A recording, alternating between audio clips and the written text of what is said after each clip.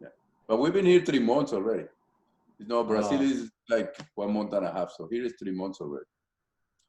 This was my first restaurant since February 5th or 6th. Yeah. 郑鹏怎么没用那背景啊？我这个电脑有问题，这得换个新电脑了。不是这背景也太暗了。我的背景啊，我再打亮一点。不是我的背景太暗了。他可能做的这个。你背景不好，我换一个吧，换我书房吧。好 ，OK。All right, so Okay, I think it's time now. So it's 7:30 in Beijing and 7:30 in the U.S. East. It's time for us to start. And first, our sponsorship, Panther Healthcare, are going to show us a short video, please.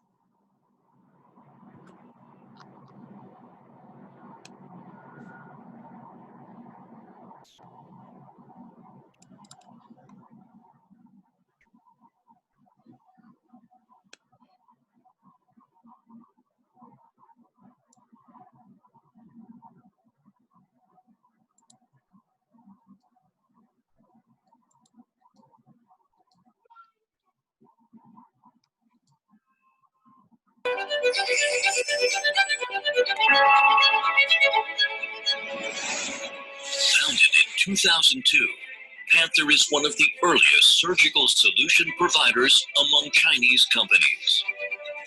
As one of the leading innovative surgical device companies in the world, Panther is committed to improving patients' health and becoming their reliable partner. By inheriting the Chinese national culture of innovation, popularizing customer-oriented corporate culture, Panther is dedicated to provide healthcare professionals and patients with highly cost-effective and scientifically based products, services, and operational solutions sustainably. In 2004, Panther launched its first-generation surgical circular stapling products with Panther's patents. In 2010, Panther gained capital investment from SoftBank China Venture Capital, which further accelerated its development. In 2014, Panther's global revenue exceeded 200 million yuan and employed almost 400 staffs. As the only surgical device manufacturer among all nominated companies, Panther won the most potential award among Chinese companies in 2014 by Forbes. Currently, with multiple famous brands under its catalog, Panther is producing a series of diversified and innovative surgical products. Panther not only roots in Chinese market, but also exports its products to over 50 countries and regions around the world, and provides thorough after-sales service. With a very strong R&D team, the innovative capacity of Panther stands forefront within the Chinese surgical device industry. As a leading, made-in-China innovative surgical technological company, Panther has continuously invested in R&D, thus has harvested enormous achievements. Until 2019, Panther has obtained 260 patents, among which more than 110 patents invention patents. Panther was awarded the second prize of National Award for Science and Technology Progress and first prize of Tianjin Technological Invention Award and other national awards. Panther is applying these R&D achievements and innovative technology in surgical products. Panther has launched innovative products with international leading technology, including the 5th generation stapling products and new generation laparoscopic stapling products, strengthening competitiveness of made-in-China surgical products in both domestic and international markets. In Panther's Beijing production site, it has full production processing system with 100,000 levels of clean room, ISO certified sterilization center, vendors management system, as well as inventory and logistics center.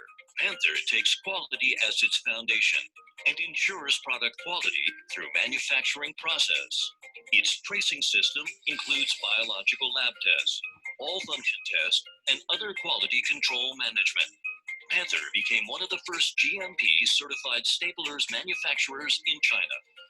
So far, Panther has obtained many important international certifications, such as ISO, FDA, CE, and more.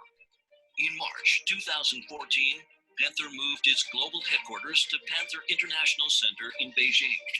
And its robust growth has attracted many extraordinary industry elites and talents to join. Panther's business has now covered all provinces in China by building its own sales teams in key cities, which ensures they can provide clients with more direct and rapid services. Also, Panther has built its own local team in key international markets to conduct marketing, sales, and services directly by Panther in order to become a well-known global brand. Now, Panther can provide comprehensive product catalog, including total laparoscopic surgical solutions, thoracoscopes, laparoscopes, top-ranking open surgical devices, surgical sutures, hernia mesh, ultrasonic dissection devices. Panther hosts all kinds of academic meetings and participates in many trade shows. Cooperating extensively with lots of healthcare organizations, Panther fulfills the needs of healthcare professionals and patients globally with world-class products and services. Customer-oriented, communication, cooperation and execution, compliance and integrity, commitment and accountability, continuous improvement. Driven by this corporate culture, Panther sustainably develops innovation with extensive medical value, contributes unparalleled value to healthcare professionals by providing improved treatment and surgical solutions, committed to improving patients' health and becoming their reliable partner.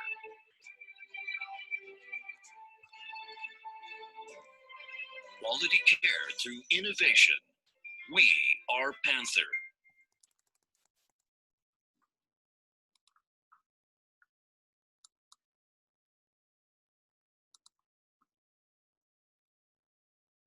All right, so congratulations to Panther. It's a very successful company. It's really innovative. We wish Panther going to be very successful in future, and also continue to sponsor and support our educational event. And hello everybody, welcome to the online webinar on the restarting metabolic bariatric surgery in the new era, new normal era.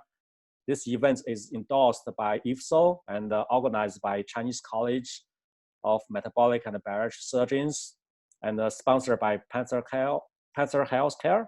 And first I welcome Dr. Zhongtao Zhang. He's the chair of this webinar and also the president of our Chinese College of Metabolic and Bariatric Surgeons. He's going to give us a welcome address. Dr. Zhang.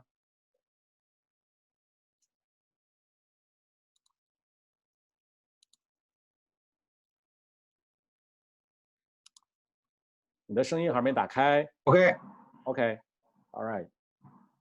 Okay. Hello, everyone. Welcome to the international webinar on restarting bariatric surgery in the new normal era. This webinar is organized by Chinese College of Metabolic and Bariatric Surgeons, and this is a subcommittee of National Health Commission. Its missions include training, accreditation, and quality improvement in the national level. I'm Zhongtao Zhang, the president of this organization and the chair of Department of General Surgery in Beijing Friendship Hospital Capital Medical University. During the past few months, COVID-19 has become a global pandemic. Now, almost every country in the world has reported positive COVID-19 cases. Some countries have controlled the spreading. Some countries just passed the outbreak peak, and some countries are still on the plateau and ready for deceleration. This pandemic has caused a huge impact on our daily life, our healthcare system, and specifically elective surgery, including metabolic and bariatric surgery. Today, I am honored to invite the leading bariatric surgeons from the US, Russia, Brazil, India, Turkey, as well as China, to discuss about bariatric surgery practice in the new normal era.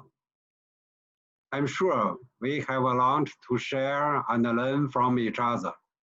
In addition, I would like to thank Cancer Healthcare for sponsoring this event.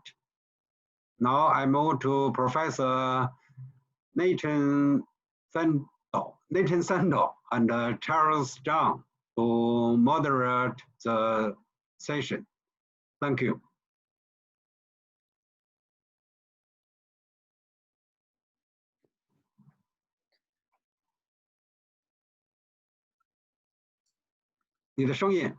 All right, thank you. Dr. Nathan Sandel. Hello. Sorry, somebody has me mute. Good morning, everybody, for me. Good evening or good night, whatever time you have somewhere in the world. Thank you very much, Charles. Thank you very much, Professor, for the invitation. It's been a pleasure. I know people are getting tired of hearing about the virus and the virus and the virus, but we're still 3-4 months out and we're still gonna need to deal with the virus a little bit.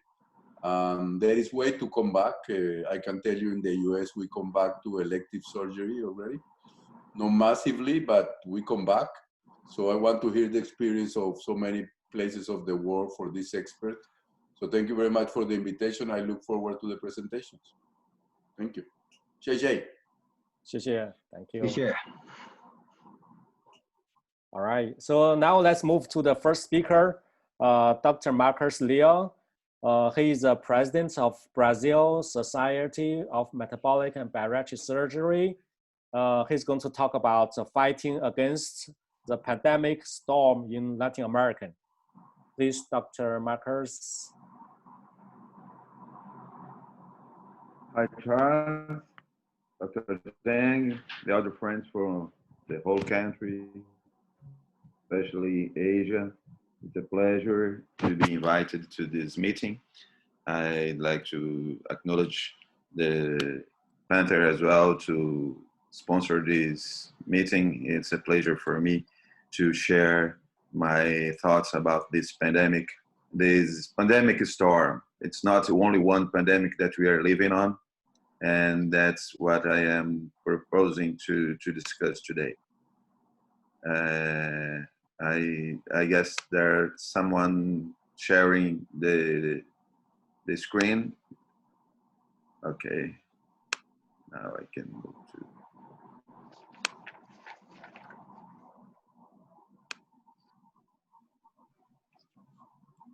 Okay, all of you have my screen already? Yes, the title of my presentation is Fighting Against the Pandemic Storm in South America. I'll talk a little bit about the outbreak in South America, but mainly in Brazil. Brazil, as you are aware, have more than half cases of the whole Latin America, as we have more people living here. We were affected earlier, and we have the majority of the soil of this continent. My case makes disclosure slide. I'm doing bariatric surgery since 1999. I started with some bands, gastric bands, about 200 bands. Then I moved to other kind of procedures, including some biliopancreatic diversions, some duodenal switches. And then I fixed it on gastric bypass until 10, 12 years ago, when I started very slowly with sleeve gastrectomy. Now I have about 3,200 cases of gastric bypass. I have about 700 cases of sleeve gastrectomies. But nowadays, I am doing about 60% gastric bypass, 40% sleeves. This was my series before the outbreak that has arrived in Brazil in early March. and very slowly, but when we stopped operating bariatric and elective surgeries at the end of the March until last week when we restarted in a slow motion way. As a conflict of interest disclosure, I'm consultant speaker of Panther Healthcare, but nothing that I will disclose, that I will speak here has any influence of this. The pandemic was already here. Bad weather before the pandemic were with the obesity and social inequities. These are two pandemics in Brazil and most parts of the world that affect everyone, affects our population, and became a basis for the other pandemic that came first, came later with the virus. This is the IDF map, IDF atlas, that shows that in South America, we million people with diabetes, and we are expecting to reach 40 million in 2030. It will be expected to have 55% increase. It's a problem that everyone have in the whole country. In Brazil, we have about 16.8 million people with diabetes between 20 and 79 years old, most of them with type 2 diabetes. 1 out of 11 adults in South America has diabetes, and 1 of 3 people with diabetes have not been diagnosed and are at higher risk for developing harmful and costly complications. Nearly 44% of deaths are attributable to diabetes in people under the age of 60 years old. These are the difference in number. There's the 10 countries with diabetes, the top 10 countries, even China and in India with the lowest prevalence, but due to their population, they are leading the number of people with diabetes, followed by United States and Brazil coming very close. These are obesity prevalence in Brazil. Out of 5 people in Brazil are obese. We has an increase in the last 12 years, a very huge increase, and diabetes is coming with the increasing in numbers of obesity. Now we have about 77.7% of people with diabetes in Brazil. Hypertension is a little bit steady, but 1 out of 4 people in Brazil are hypertensive. And these are how they are. 75% at least are not well controlled. These are the different numbers in different parts of the country. So you see in the north, a mean 9.0 HbA1c. Brazil has about 8.6 HbA1c mean. So it's very bad. And these were the scenario that we had before the pandemic arrived. And when the virus arrived in the world, now the statistics by yesterday, with almost 6 million people and almost 400,000 cases of deaths, we had in South America about 700,000 cases, about 5% death rate. And Brazil is now the second largest country, second largest amount of cases. Of course, we have a huge population, 210 million people.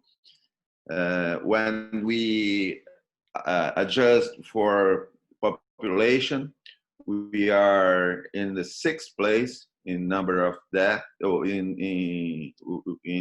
are in the 22nd place in number of death and 47th in number of cases. Not so bad in this view, but cases is not a good example to make a view of Brazilian situation. We are testing very few cases. We are in 123rd position in number of tests. So probably the best way to look for our scenarios is really the daily death.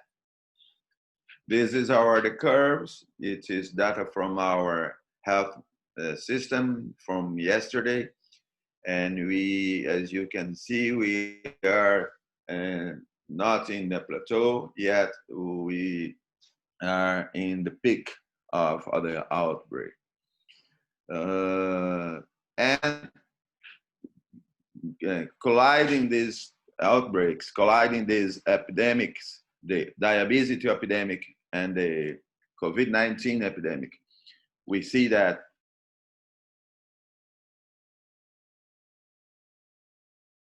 very high risk to develop complications, serious cases, to go to ICU and to die. This data come from CDC, United States, from JAMA, from France, from the United States, and all of data shows the risk of these people with COVID-19 and some metabolic diseases like obesity, diabetes, hypertension. Here you can see in yellow the older people where several conditions increase the risk to die, and in the younger ones, obesity and diabetes are the most prevalent. Here we see again the risk factors associated with death by COVID-19 in the city of São Paulo, our largest city in the country, where obesity, diabetes, and cardiopathy has a strong importance. This is an X-ray of the leader in deaths in São Paulo, neighborhood called Brasilândia, which is the 2nd place in percentage of favelas, the 3rd worst hospital beds per capita, and the 2nd waiting time for a medical appointment. It's also a 50 worst neighborhood for formal employment, and the life expectancy 80 years old in best part of the city. And in this graphic, you see from the left to the right,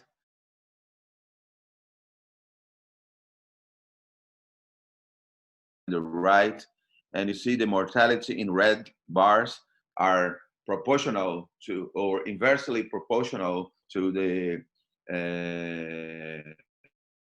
financing income. It's another storm. It's another pandemic that afflicts our population. So we had the obesity, we had the diabetes, we had the social inequities, and we were hit by this very, very dangerous virus. And we put everything together, we have a scenario of death, devastation, and unsafe situation. So what we had a drug that were safe, and with a single shot, we got multiple mechanisms and several health benefits, and even promotes weight loss. We had a lot of randomized clinical trials that show the superiority of our metabolic surgery when compared to the normal treatment, to the conventional treatment.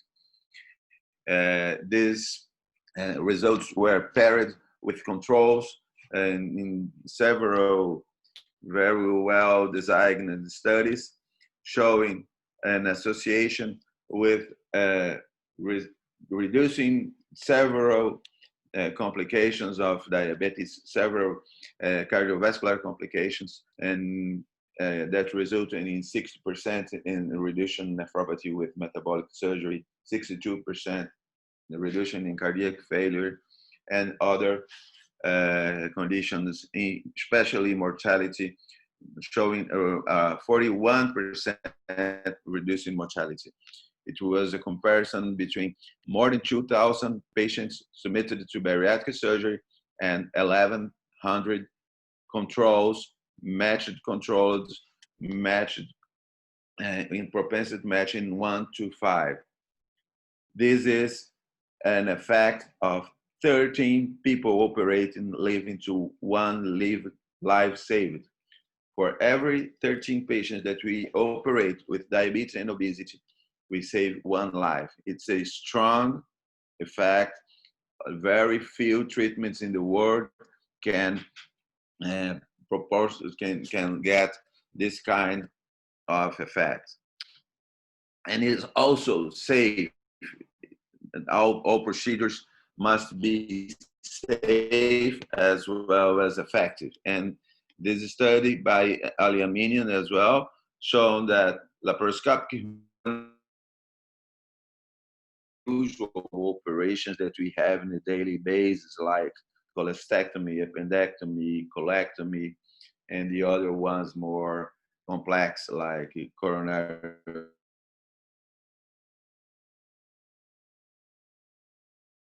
Very safe in this population, and it can be done safely. This is our numbers of bariatric surgeries in Brazil. We are the second numbers in the world, only behind the United States. We have about 74,000 cases, only official cases registered.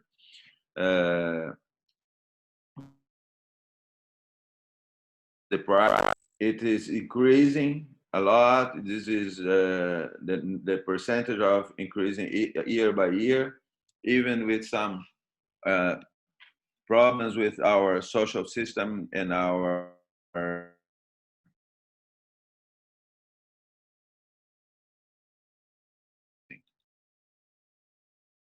even though the percentage of electable patients that we are operating is less than 0.5%. We are operating just a few cases.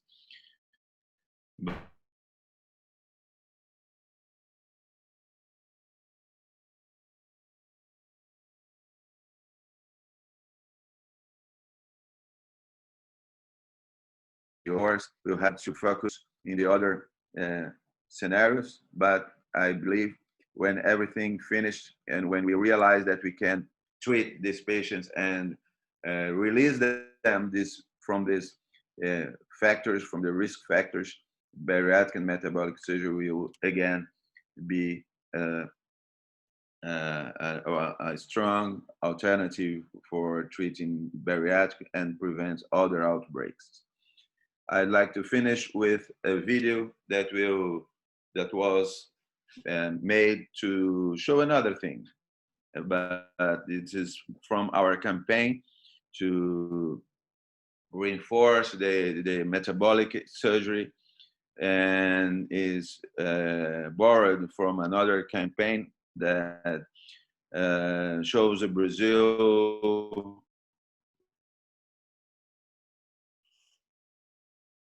as a hope message for better times that are to come.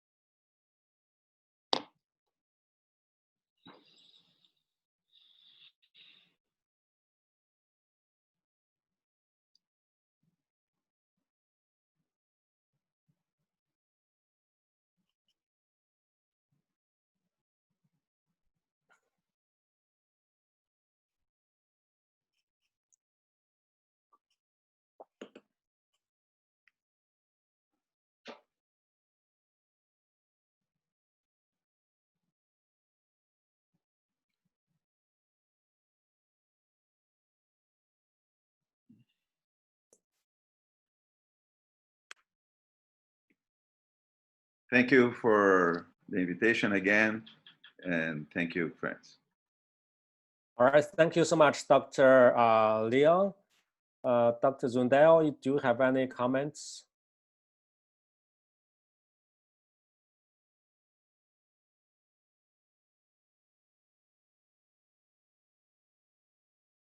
Oh. Thank you very much, Charles. Okay. Congratulations, Marcos. Parabéns. It's a nice presentation. You know, as in many other parts of the world, you hear much more scandalous things from the media. So in your personal experience, day by day, how big is the problem really in Brazil? And at any time you stop doing surgery, or the Brazilian surgeons keep been doing surgery all this time?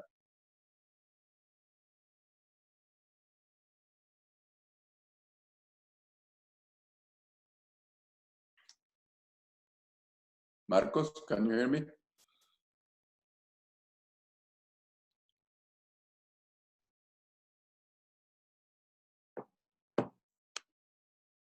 Okay. Oh. My sound was deactivated. Sorry. Would you please repeat, Nathan? I didn't listen you very well. I understand that what you hear in the media is sometimes more bigger than reality, but are being the Brazilian surgeons being able to keep doing surgery most of the time, or you needed to stop total surgery for months? And now that you have like the peak, are you doing surgery now, or are you planning to stop for a while? We were stopped since the beginning. Everyone stopped. In the last weeks, we started to improve our routines in the hospitals, especially because we don't have the same environment in every place. We have cities that has a very huge situation, and we have cities that it is mild.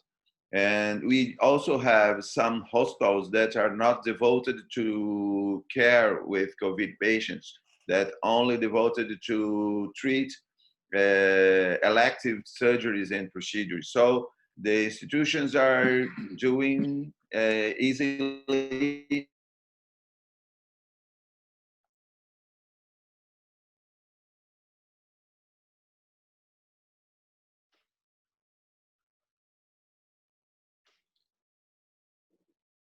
I think he froze a little bit, Charles. Okay.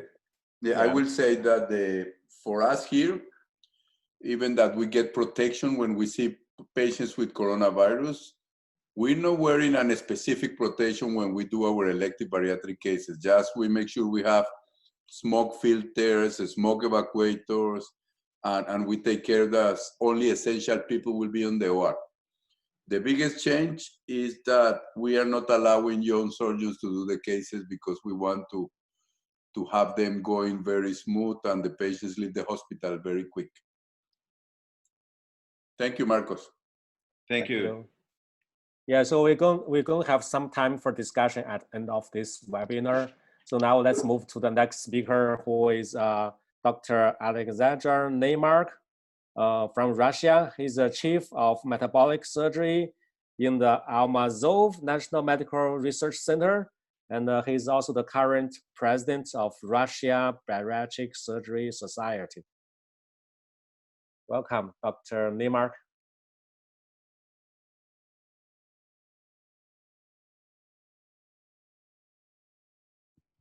Okay, it was a little bit.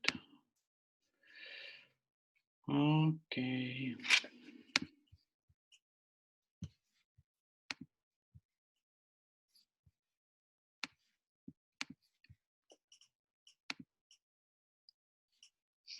It's okay, you can see? Yep. Nice, so thank you for Panther Company for invitation. And I hope that it's very important to be together in this difficult time for all of us, because the life is completely changed. But anyway, I hope the life continue, and my presentation a little bit about new era after COVID. Okay, the problem of obesity has always been a bit remote from current events. In the United States, more than 100 million people are obese. They talk a lot about obesity, but a little is happening. Today we see a situation where a problem that has not been noticed for a long time becomes a threat for people's lives. It is the epidemic of coronavirus that makes us now look at the problem of obesity. According to the statistics on slide, 90 million people have a risk of severe form of disease when they become infected with coronavirus. Of this, 41 million people under 65 years have concomitant pathology. Unfortunately, it is the United States that is very revealing example. The rate of obesity is above 20% at every state, but in many cases, high BMI is linked to other health conditions, such as diabetes, hypertension, and heart disease. And those conditions are all risk factors for serious illness or death from COVID-19. We understand that most conditions exacerbating the course of COVID and somehow related to obesity. A report on patient characteristics from Italy's National Institute of Health, released in March 17, found that 76.1% of patients who died from COVID-19 had hypertension or high blood pressure, and 35% of COVID-19 patients who died had diabetes. Data from the CDC found that 32% of patients in the ICU with the virus had diabetes. And we understand now that, that obesity at all the conditions, what I talked before, it's obesity. And we know that 100 million people are obese today. It's only United States, sure. We see the distribution on the slide of patients admitted to the hospitals for the treatment of coronavirus infection. 90% are the patients with concomitant pathology. And it is exactly that which, as a rule, in a companion of obesity. 50% are the patient with obesity and hypertension, and about 30% are the patient with diabetes. This study has analyzed patients treated in the intensive care unit for COVID-19. We see BMI making young patients more vulnerable. Getting into the intensive care unit significantly increases the risk of death. That is, obesity is direct threat in case of infection with coronavirus.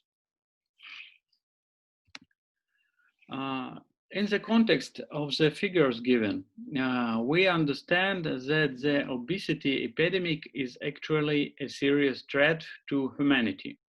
The number of people infected with coronavirus today is close to 6 million, but compared to the 650 million obese is practically nothing. Perhaps a more proactive attitude to bariatric surgery could reduce the number of complications associated with coronavirus. Moreover, at the moment, bariatric surgery is in a state of virtual suspension in the epidemic, and this will only add even greater expectations on the part of vital benefits from this surgery by bariatric patients. At the end of the day, it becomes clear that obesity, it is a real epidemic, and it is more dangerous than coronavirus epidemic. There is another side to the coin. We understand that the paralysis of the healthcare system has blocked the main types of elective surgery, including cancer. Even if the patient now can receive treatment, they will as a minimum be forced to wait much longer. Consider an example of colorectal surgery and what the consequences that could entail. In patients with colorectal cancer, 3 to 10 years survival is lower if treatment is started more than 90 days from diagnosis. 5 and similar data are reported for other cancers. The ideal times of resection of colon cancer specifically has been estimated to be between 3 and 6 weeks from diagnosis. 6, which is unlikely to be achieved during COVID-19 outbreak. The effect of this can only be guessed, but the huge impact on quality of care might result in a deterioration of mid-term and long-term results of cancer treatment. All this creates a new reality, which will take a long time to adjust to. The COVID-19 pandemic is likely to make the pandemic of obesity worse as vast population across the globe live in lockdown conditions. The inability to go to work and exercise, emotional stress, financial hardship, etc., will provide an ideal environment for the obesity pandemic to rage even faster. This might increase the number of people who need our help, as well as worsen those who already do. Nevertheless, we should be prepared at the earliest opportunity to resume bariatric surgery, and preferably with a multiply increased intensity. Even before the COVID-19 pandemic, metabolic and bariatric surgery was underused for many reasons, including misconceptions and stigma about obesity and bariatric surgery. It is very important to ensure that these operations are not further delayed because of the widespread misconceptions that they are a last resort. We should prioritize bariatric surgery. Despite strong evidence that surgery achieves its great health benefits among patients, for example, with type 2 diabetes, a minority of those who have such operation have preoperative type 2 diabetes or cardiometabolic disease. We hope that this situation with coronavirus pandemic will draw attention to the problem of obesity at all levels, and that we will finally begin to widely use the effective weapons that are already in our possession. Of course, in the new reality, it is only natural that we would like to return to our previous way of life, but it will not be reinstated any time soon, whereas surgery should go on performing its function. Therefore, it is incumbent on us to not forget about the safety of the patients and the medical staff involved. We need test PCR and antibodies before hospitalization, PPE for surgical team, closed system of smoke evacuation with HEPA filter, less using of ultrasound energy, etc. Life in the new post-coronavirus era will change dramatically. We are already feeling these changes. We are already in the habit of communication with colleagues via the internet. We understand there is no need to waste time on meeting in person when we can have recourse to Zoom. I feel that we are bound to fundamentally change our attitude to the numerous conferences which over the course of the last 3 years have reached an unreasonable frequency. Most likely, strict rules will be introduced with regard to the selection of the events that should be attended in person. The training of surgeons also goes online.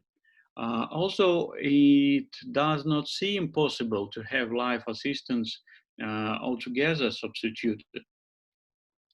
The same type of relationship is going to be developed with patients. Telemedicine have firmly taken place in our lives, and now we can receive most of the information about the patients remotely. Perhaps this will also help bariatric surgery, making it possible for a clearly symptomatic patient to be automatically consulted by a surgeon, for example. Another conceivable benefit would be an improved patient monitoring that would allow to draw more precise conclusions relating to the effectiveness of specific bariatric procedures. What are we doing to carry to the new era? A healthcare system not equipped for an omniscient infection. The existing system is set on the absence of any major threat to the overall health of humanity.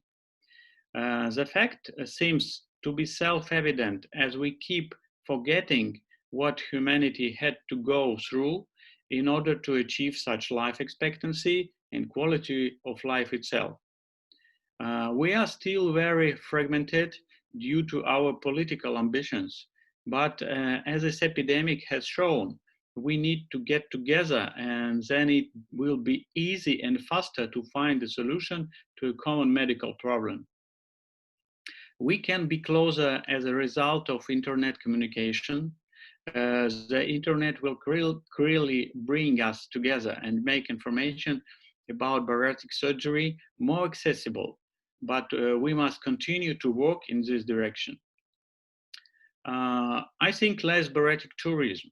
The closed borders will provide bariatric patients with a motivation to seek a surgeon at home. In every country today, there are surgeons who can successfully perform bariatric surgery, and bariatric tourism should be significantly reduced. I would like to believe that in the new era, bariatric surgery will make a qualitative, a quantitative leap forward and will help turn the tide with obesity epidemic. We need to spread more bariatric and metabolic surgery. It's my last slide.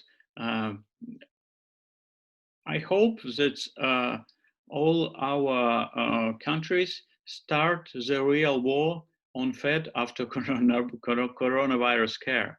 It's a news from the Times that's Boris Johnson to launch war. I hope it will be everywhere.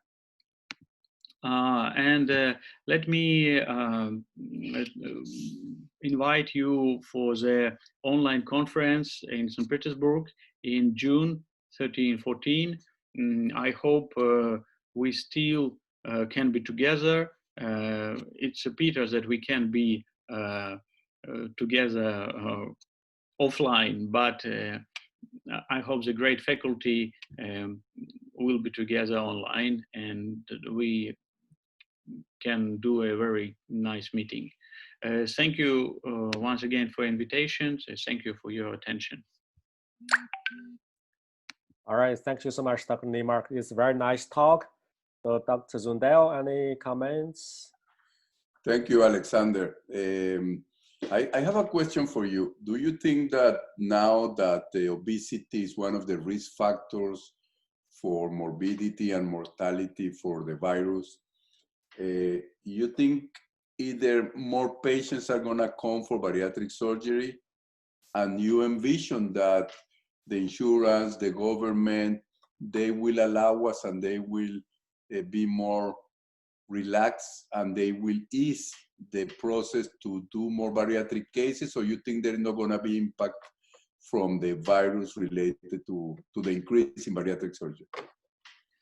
I hope that it's a real possibility for us to do this impact on bariatric surgery in the whole world, because we see the real problem that the most vulnerable patients, it's a patient with obesity.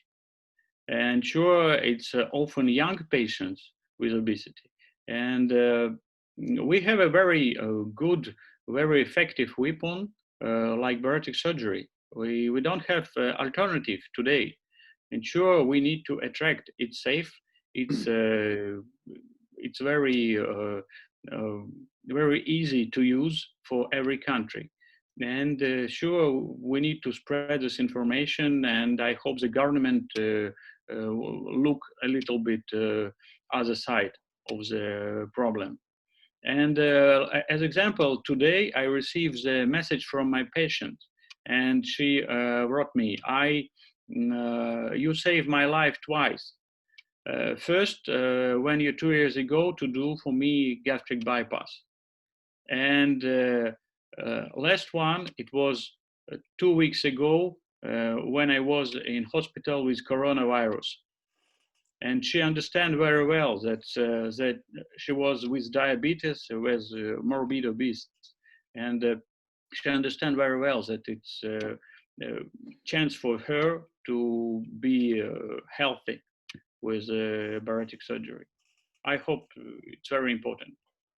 I think in the future, the bariatric societies like yours, like IFSO, like ours, I think we need to promote not specifically just for coronavirus, but almost any other disease that patients will get. If you're obese, you're in higher risk or more comorbidity and mortality. I think that that will be the future to focus that. Thank you, Alexander. Thank you. So, Thank you. Dr. Zundel, I have another question for you. You know, just mentioned that obesity is a risk factor of COVID-19 mortality, but you know, also the malnutrition is also a risk factor for mortality. You know, after surgery, usually limits the nutrition amount to the patient. So how to balance that? Yeah, for me, it's the same. For me, the obesity, as you know, is another type of malnutrition. Obesity is not overnutrition. Obesity is a malnutrition. So we have clear evidence that one of the worst malnutrition are both extremes. BMIs below 20 and BMIs above 30, 35. So it's the same. So I think they both have the same risk. If you ask me, you will never understand how suddenly you have billions of dollars to treat something or to do something, and then you don't have them to treat starvation. I will never understand that, how people die in 2020 from starvation. So that type of malnutrition that you see in oncological patients, when you see in people who cannot feed themselves, is as bad that obesity, both malnutrition. So it's the same concept. Malnutrition is a problem for these patients. So, you know, after surgery, especially early after surgery, we usually give patient like less than 1,000 kcal per day, which is the kind of malnutrition. Does that cause any risks to the patient? Yes. So some protocols specifically for this virus, for example, we recommend the patient after surgery be in quarantine for the next 15 days. Some societies are recommending that. Some are even more extreme. Some ask 15 days before surgery and 15 days after surgery. So for us, the 15 days after surgery is for that reason. We're gonna put them in liquid diet with low calories, just have surgery. All of that have an immunocompromised patient. So we ask them to quarantine specifically for this for the next 15 days. But remember this, you want them to exercise, you want them to walk, or they're gonna have problems with coagulations and pulmonary embolism. Sometimes we are more concerned about the virus and we forget that we need to keep doing what we were doing because we need to protect them for other problems, the regular problem for obesity surgery. All right, that's a very good, very great and important comments about that for quarantine patients after surgery for a few days, like 15 days. All right, thank you so much. And then we move to next speaker, who is Dr. Halit İren Taskin from Turkish. He's an assistant professor of Istanbul University, and he is also the president of Young IFSO, and he's going to talk about how to minimize the damage of COVID-19 to bariatric surgery practice. Please, Dr. Taskin. Hello, everyone. I would like to thank Chinese College of Metabolic and Bariatric Surgery Society, and also the Panther Healthcare for this opportunity. I'm going to talk about how we can minimize the damage after COVID-19 pandemic for bariatric surgery practice, and I will give some real-time data from our society. And this is my disclosures. I mostly do sleeves, mini bypasses, and some OMIs, and 13% of endoscopic procedures. And I would like to present, first of all, what is the situation in Turkey. We have stopped all elective procedures by the start of the first case in 11th of March of COVID-19 in Turkey. And in my hospital is one of the biggest pandemic hospitals and the oldest ones in Turkey. We have dropped from 190 beds of general surgery to almost 20 beds. And we had 20 beds of bariatric surgery reserved. But now we don't do any bariatric surgeries at all till this state, only the emergency ones. So before COVID-19, we were simply not having a lot of PPEs in the common areas. But after the COVID, we started working, some of us in the COVID wards, in ICUs, helping the colleagues. So we have to stop our usual business and deal with this infection. So if we can give a before and after COVID-19 scenario, we were using laparoscopy at the first line for almost all bariatric emergency cases. But now in my hospital, we started doing more laparotomies, especially for patients who are less obese, BMI smaller than 30. And bariatric endoscopy was a routine part of our practice. Surgeons were doing almost all of the endoscopic procedures. Now we are just doing that for only emergency cases, for bleedings, for leaks, for stenosis. And we are now using more of the fluoroscopy and upper GI series. And we were doing a lot of meetings to decide on patients, com meetings, bariatric board meetings, support meetings every week. Now we are doing them, almost all of them online. And we are following up all the patients from online surveys or with SMS or like phone interviews. And journal club meetings and also academic meetings went online. And we are doing every day almost a meeting for the students, and every 2 weeks a journal club meeting online for our staff.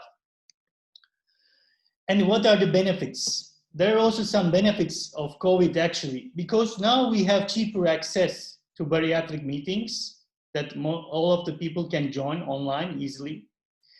And but the other point of view is the practice dropped almost 90%. And more faculty has been attracted to these seminars actually. People who are not attending now attending these seminars. And we have less surgical site infections due to proper use of PPE in the OR and ICU and ward settings. And better preoperative assessment because we have more time. And we know that the obesity has been confirmed to be a major risk factor for the respiratory infections. So this is also be confirmed. But what are the downsides? We know that private practicing surgeons cannot do elective surgeries at the moment because all the hospitals in Turkey and most of the countries are now pandemic hospitals. And bariatric endoscopic procedures, which are the most risky ones, has been canceled. And fellow and resident trainees cannot be trained in elective surgical operations, but only bariatric emergencies. And obesity rate dramatically increased with more comorbidities, people staying home and no sports or no lifestyle modifications.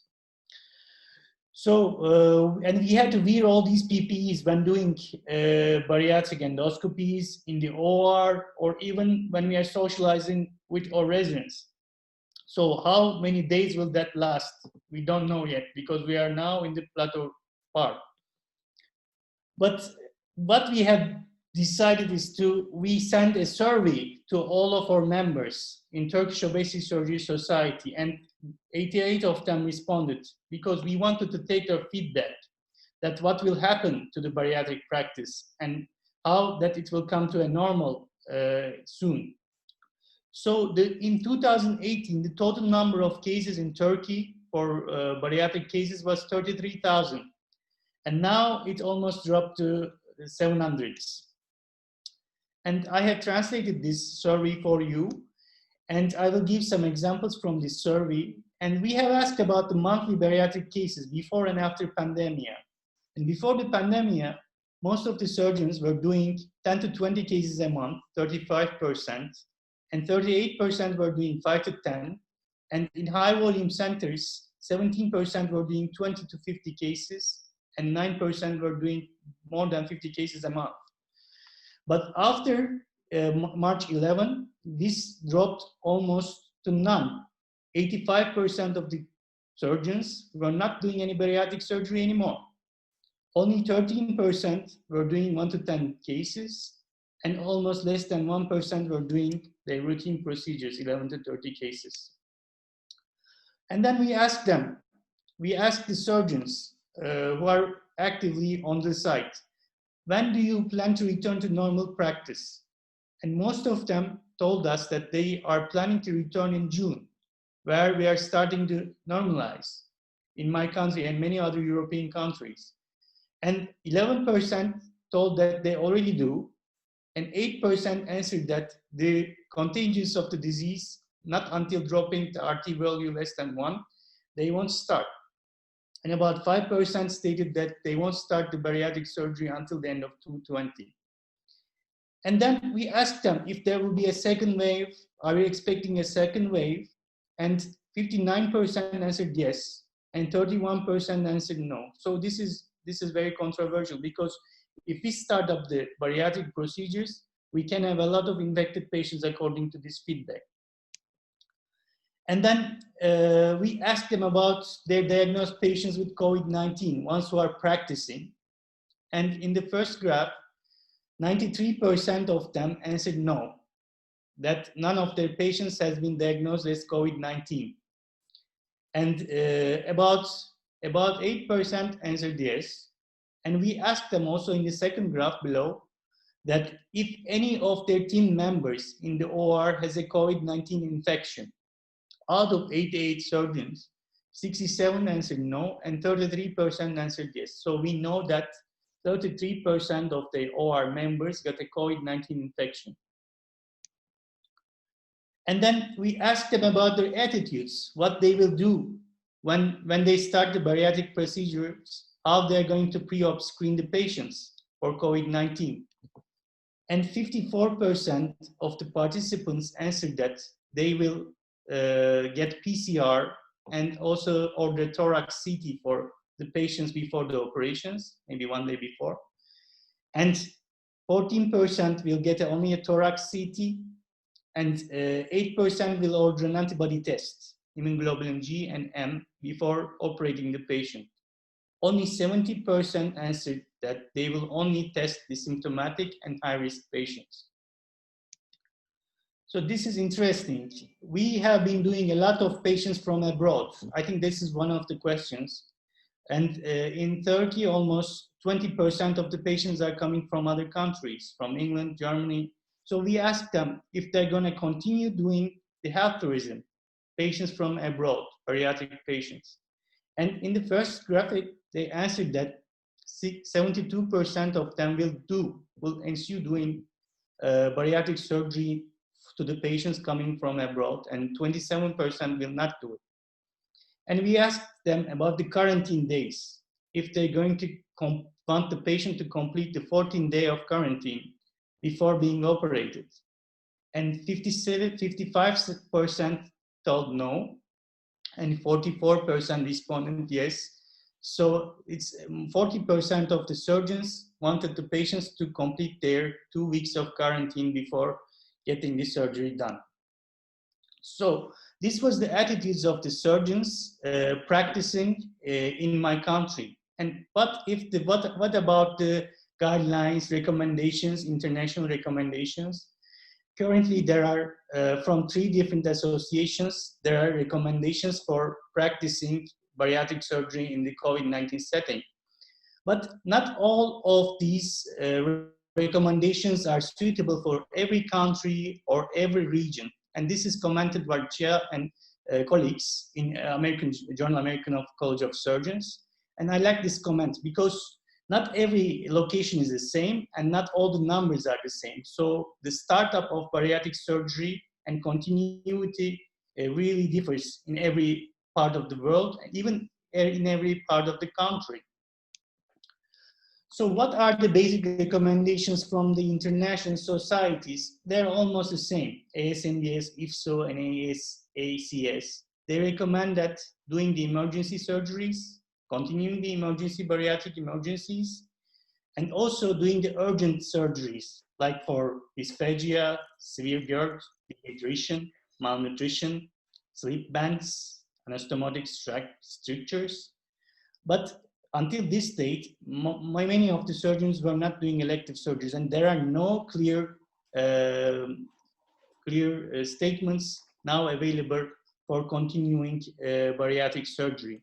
So these were published just at the beginning of the pandemic, and there were some webinars, but there were no consensus statements. So what will we do? Like 2 weeks ago, we removed some bands and we had some resections, small valvular resection for removing the band from the jejunum from the old days. And we have to, I think we have to continue these emergencies because, and many of the patients cannot access the centers for getting their emergency surgeries done because the hospitals are not very keen on doing surgery and they're not accepting a lot of patients in an easy way. And so I think semi-elective urgent procedures due to severe GERD, mass slippage, dysphagia should be done by taking universal standard measures for COVID-19, and they should continue regardless of the patient's positive or negative. But we have to also test the surgical team and caregivers at the ward almost every month or 40 days in order to prevent the cross-infection from the team to the patient, because we also have some cases in the cardiovascular department, so the patients sue the whole team for getting COVID-19 infection. So how can we minimize the damages?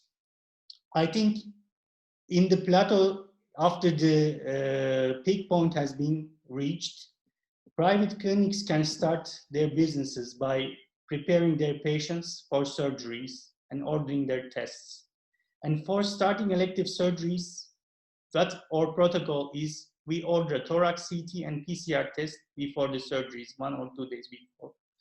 And patients coming from abroad either should be kept 2 weeks in quarantine or they should be tested for antibodies before being done any procedures. Preoperative consultations in parts where there are high risk of infection can be done by telemedicine or by phone consultations if possible. And the most important thing is local societies should publish recommendations and or consensus statements, preferably, to continuance of bariatric surgery practice in post-COVID area. And the ministers, the Ministry of Health and governments should certify the hospitals and distinguish the hospitals as a pandemic hospital or a hospital which doesn't accept any COVID patients. And there should be a 14 days of, I think, a quarantine for patients coming from abroad. These are all assumptions that have been reviewed from the survey and from the recommendations that we get from the international societies. And there is another problem that the insurance companies do not pay for the patients which cannot do their preoperative workup or preoperative diets or preoperative consultations because of COVID. And they should be they should be also convinced by the health authorities or hospital boards, and online consultations should be paid. So another most important thing is the consent forms, because we have been doing bariatric surgery with the standard consent forms. Now we have the COVID-19 infection.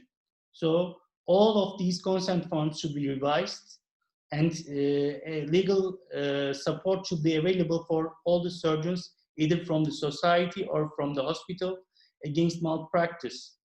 And industry-sponsored meetings can also be used for patient support groups or academic reasons.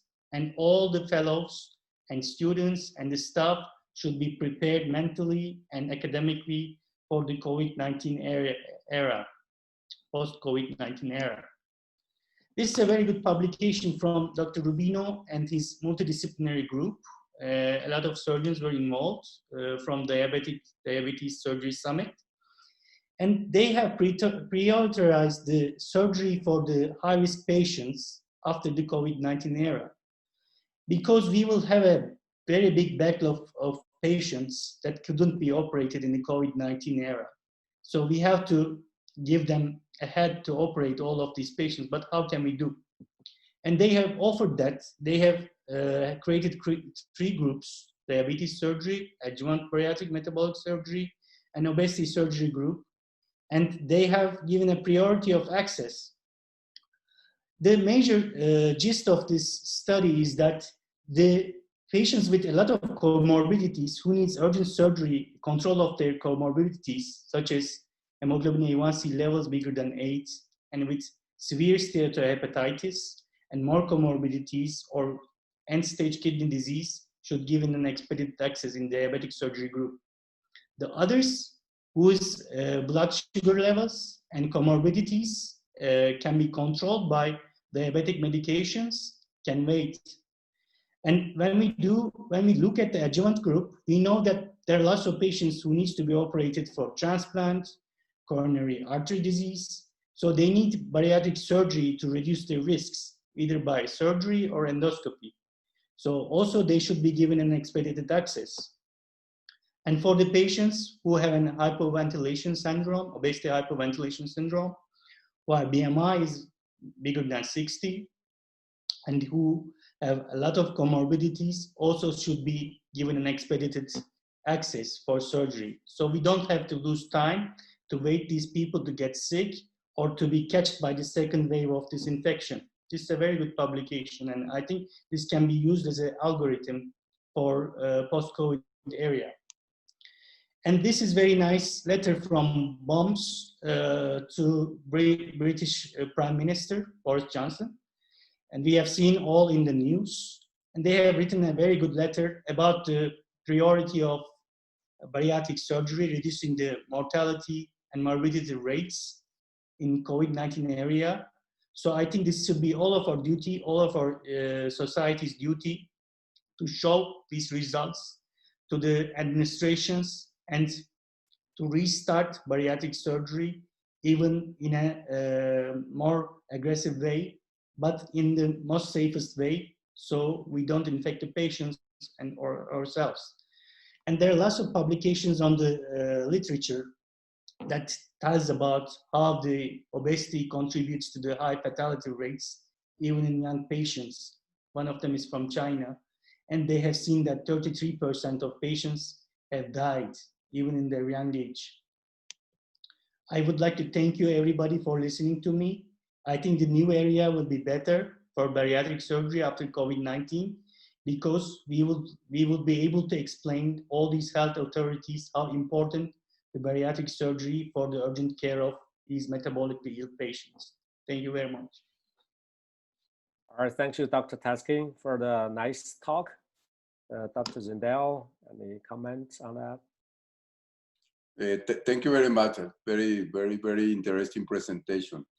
I've been having a couple of concerns. Some people are considering that maybe we start just with the low morbidity patient, low BMIs. When we start already 2 weeks ago, we start with everything. I think we cannot discriminate that, but that's my opinion. Every country does different. First, how you envision to select your patients now?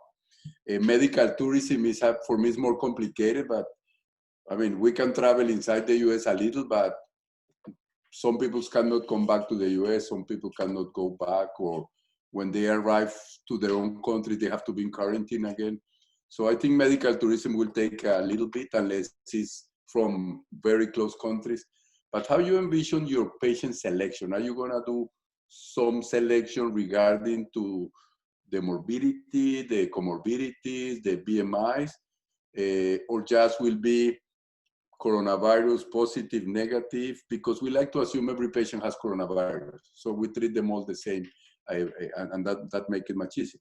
And second, if something I learned from this pandemic is that the first people we need to protect is our own health providers. Because like in Italy, Spain, a lot of the people who died were health providers. So how you envision to select your patients, Erlich? Thank you for the very good question. I think we have to, this DSS algorithm is very nice roadmap for selecting the patients, because for my own idea, because I work in an academic state hospital, I think operating people with more comorbidities and preparing them for this second wave is a better idea, because if we can reduce their weights and prepare them in the near future, I think we can reduce the fatality rate. And then we don't need to operate like low BMI patients just for cosmetic reasons, like some of the private clinics are doing. I think priority should be given to these patients with high BMI bigger than 50 and between 50 and 60, maybe not more than 60, because they have more like post-operative morbidities. And for the diabetic patients who cannot control their blood sugar effectively with oral antidiabetics or insulin, I think that will be my first priority in my hospital, because it will be a post-pandemic hospital. But for the private sector, I'm sure that they will start with the easier cases. I don't know. No, I understand. Yes, yeah, that's a good answer. That's a real answer. Yes. Yeah. All right. So in our Chinese recommendations for the practice during the pandemic, we recommend do a simpler procedure for the bariatric practice, something like a sleeve gastrectomy. What's your opinion about that, Dr. Zundel? I think that the selection of the procedure and the patient should be the same we always have. I think we don't need to change that. I understand that I work in a public hospital, so at one time we have like 79 patients from virus in the hospital. You cannot do anything then. But when you have already beds open, most of the patients are gone or are in a different wing of the hospital, I think my patient selection is exactly the same as before. Patients who are sicker, patients who need me more early. But I wouldn't say, okay, now I have a low BMI of 40, I'm not gonna do it now. No, I'm gonna do it too.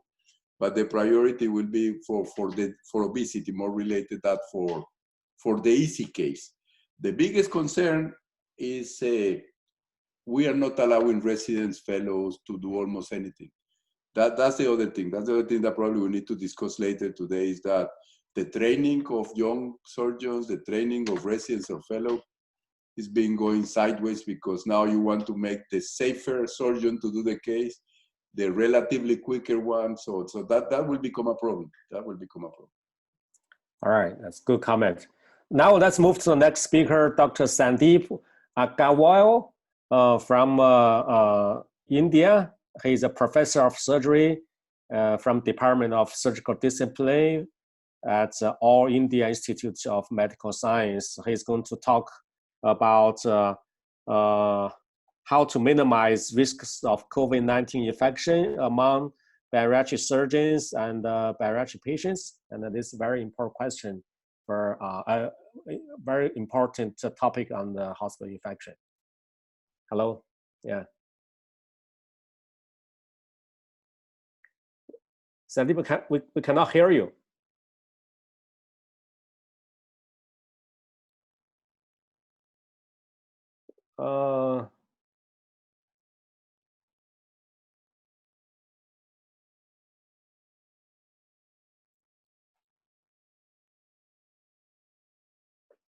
We still cannot hear you.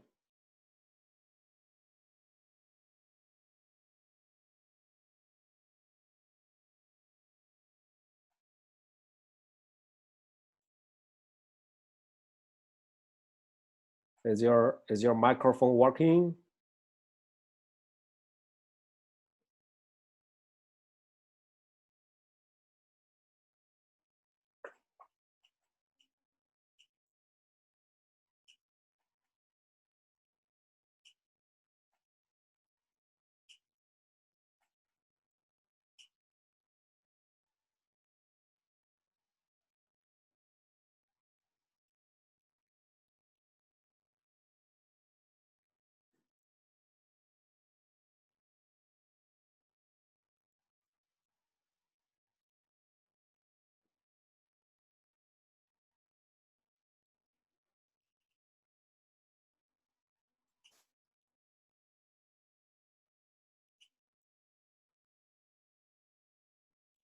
Sandeep, is your computer working?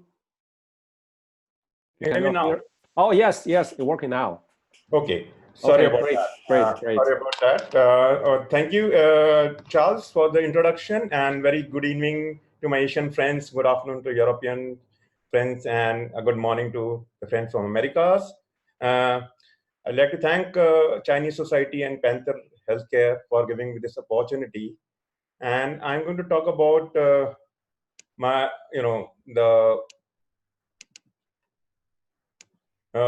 management of, how to minimize the risk of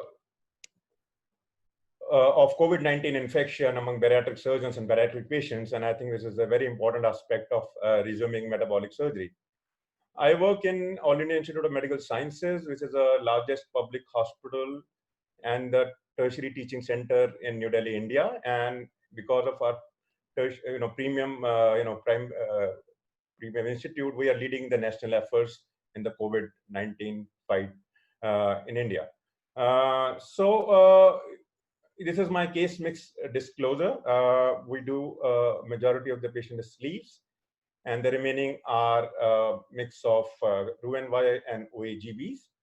And over the last few years, it's been 50% sleeves and 50% of both the bypasses. I have no conflicts of interest to declare regarding this presentation. So let's see the challenges of resuming elective bariatric metabolic surgery. There are risks to the patients. We all know that. There are risks to bariatric surgeons and healthcare workers. As Dr. Jondal pointed out, we need to protect ourselves first. And there's a possible shortage of resources and equipment and manpower for possible second wave. Now, if you look at this slide, and we've already discussed that patients of obesity have worse outcomes should they develop COVID-19. And in this large study published in JAMA, where thousands of patients were studied, the prevalence of obesity was found to be more than 40% in the admitted patients. And again, in this study by France, if you see the BMI of more than 35 had an odds ratio of 7 for invasive mechanical ventilation, showing that obese patients, should they develop COVID-19 infection, have worse outcomes. So what is the relevance of these to our resuming bariatric and metabolic surgery? No, I share the enthusiasm of most of my speakers about resuming bariatric surgery, but we have to remember that these patients do not get thin immediately after surgery. They still remain obese in the immediate perioperative period. And all those factors which have led to worse outcomes in obese patients still remain applicable immediately after surgery. So we have to remember this fact very, very carefully. And let's look at what are the risks to the bariatric patients then. So one is obviously the risk of severe complications, hospitalization, going under the ventilator and ICU care if they were undiagnosed or asymptomatic or a pre-symptomatic carriers of COVID-19. Second is probably less talked about is increased risk of contracting the infection as a result of various physiological changes or the surgical stress itself. And we know that there are unknown perioperative variables in a truly novel and dynamic situation. And last not the least, there is a challenge of diagnosing and managing complications should they develop after surgery. This is a study from Iran in the initial phase of COVID-19 pandemic, when 4 patients who underwent bariatric surgery developed COVID-19 symptoms, and 2 of them required ICU care. Fortunately, there was no mortality in these series of 4 patients. But if you look at these 4 patients who underwent elective surgery in the early part of the pandemic era, when there was less awareness, there were 3 deaths, 2 after surgery, and 1 obese patient who had been planned died just before the planned gastric bypass. So now let's look at what are the measures to mitigate the risks. I think my previous speakers have talked about patient triaging based on individual risk factors, but I have a different take on that, and I'll come to that.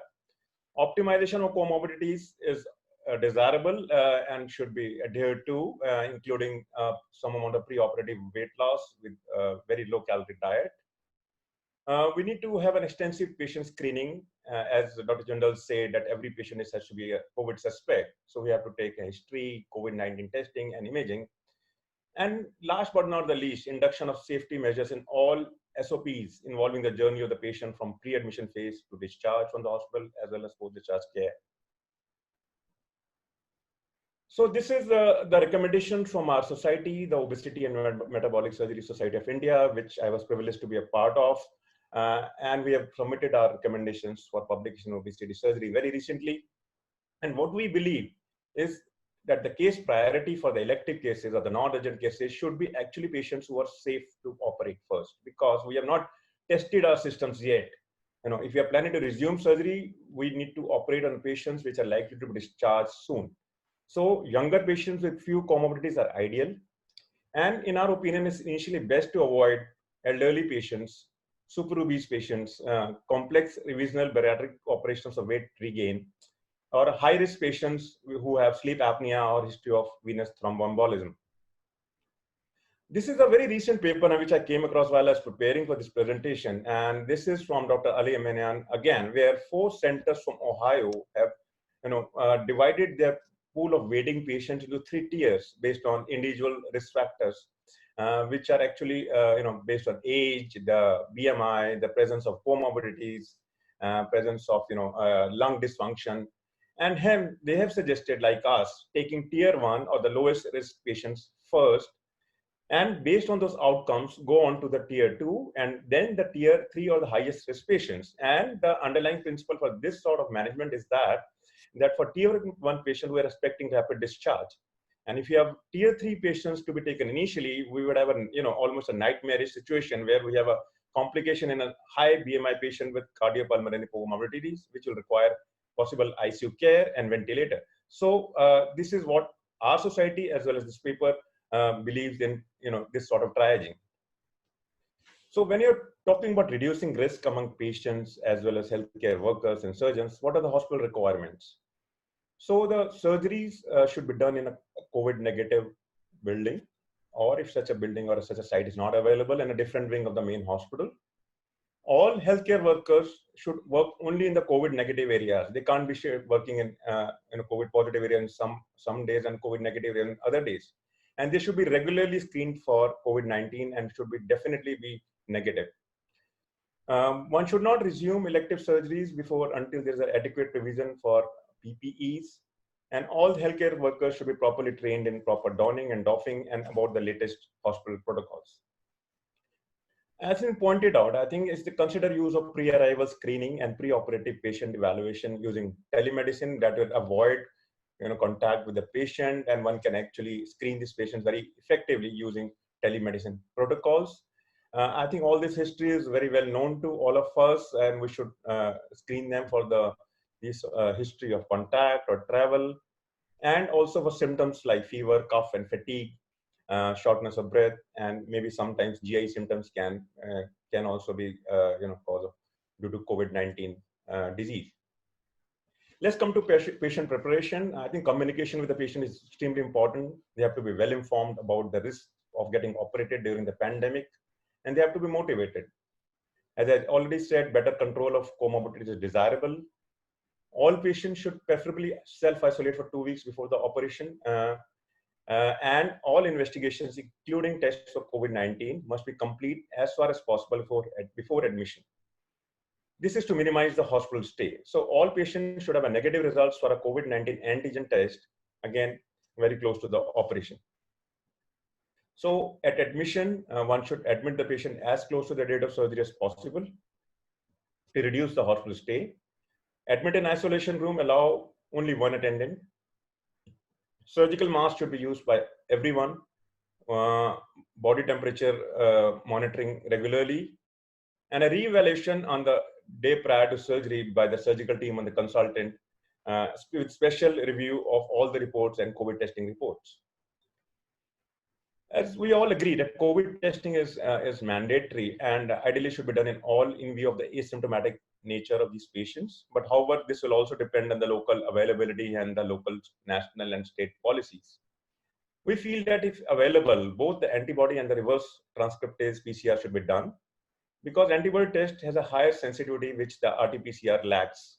And recently some other tests have become available which provide both screening as well as diagnosis, but some sort of testing, especially in antigen testing, is required. I think imaging is a slightly controversial area. Patient transport should be avoided, kept to the minimum, and whenever required, portable radiographs should be done. An HRCT test, although the initial reports from China showed it to be a very good screening test with a very high sensitivity, there have been reports to the contrary. However, we still feel that we need to use it in either all cases or in selected cases of patients with lung dysfunction. And if at all we are doing it, we should do it very as close to the surgical time as possible, preferably in the morning of the surgery or the evening before. As has already been pointed out, we need a special consent form, and this is a consent form we have prepared. It can be used by any of the bariatric surgeons, and the essential points are that the patient should be aware that they are being operated during the pandemic, that if they develop COVID-19 during their hospital stay, the hospital will not be held responsible. And I think the most importantly, that they must be aware that they would have more complications and possible mortality should they develop COVID-19 immediately after surgery, because they're not going to get thinner immediately. What about the post-operative care? It should be done in an isolation room. ERAS protocols are still applicable because they reduce the hospital stay. We feel that discharge should be discharged at home as a default pathway, not elsewhere. Anticoagulation should be taken very meticulously because we all know the risk of coagulation and the role of coagulation in COVID-19. Again, isolation or social distancing for another 2 weeks. Educate the patient to contact the surgical team immediately, not the GP, but the surgical team immediately for any suspicious symptoms or signs. And we should provide a dedicated phone number for that purpose. And for the follow-up, we should minimize the follow-up visits by using telemedicine again. Again, in the post-operative care, I think the most important part is to have a high index of suspicion and investigate promptly if the patient develops some suspicious symptoms. And this should not be neglected. Now let's talk about risk to bariatric surgeons. As you all know, it's very important to protect ourselves. And where does the risk lie? It lies from cross-transmission of the infection from patients and other healthcare workers. And we all know OR is a high-risk area where endotracheal intubation, aerosolizing procedure. Then there is an issue of virus aerosolization in surgical smoke, body fluids, and close contact with other surgeons. So what do you do? So endotracheal intubation is recommended that the team should be kept to the minimum, and they should wear some sort of PP when they're intubating the patient. And there have been special, tricks being designed to prevent the exposure to the intubating team.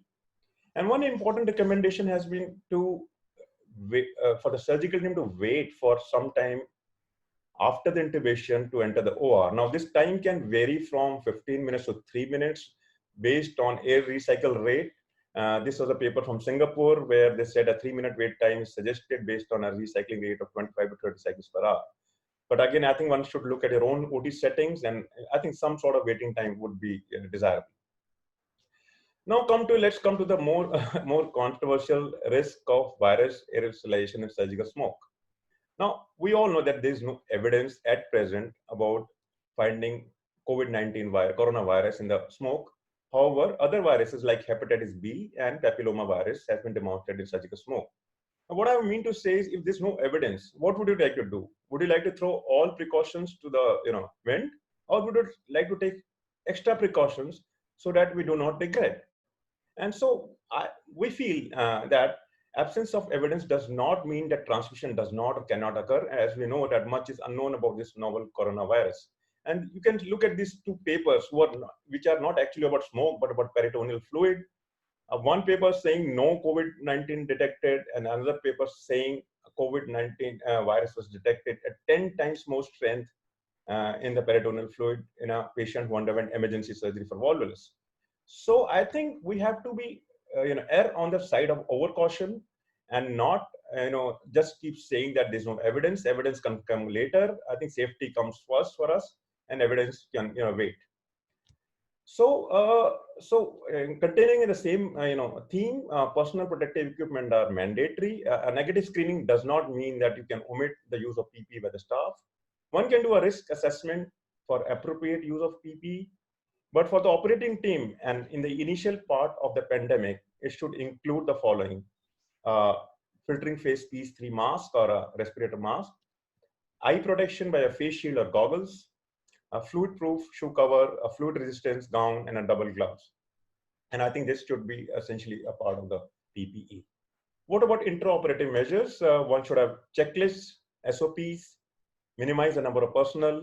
And I think in the initial phase, 2 experienced surgeons should operate to cut down on the operating time, because we are out of practice actually for the last 2-3 months.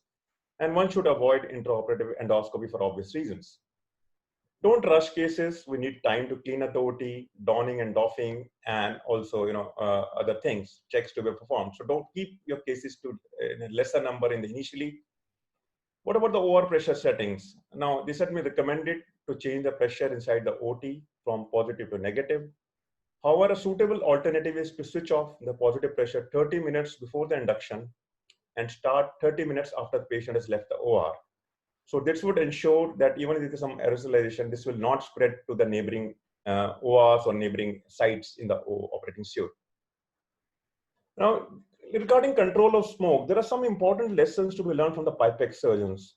And what about is pipette? It's pressurized intraperitoneal aerosol chemotherapy, and where they've used standard SOPs for laparoscopy, and they've pointed that it minimizes the risk, like laminar airflow, avoiding open technique, using Veris needle or optical entry for pneumoperitoneum, and use of balloon ports, which reduces the chance of dislodgement of trocar and also prevents leakage during instrument insertion. So from their experience, where they worked with chemotherapeutic agents, they pointed out that laparoscopy, if followed with standard SOPs, is pretty safe for these sort of things.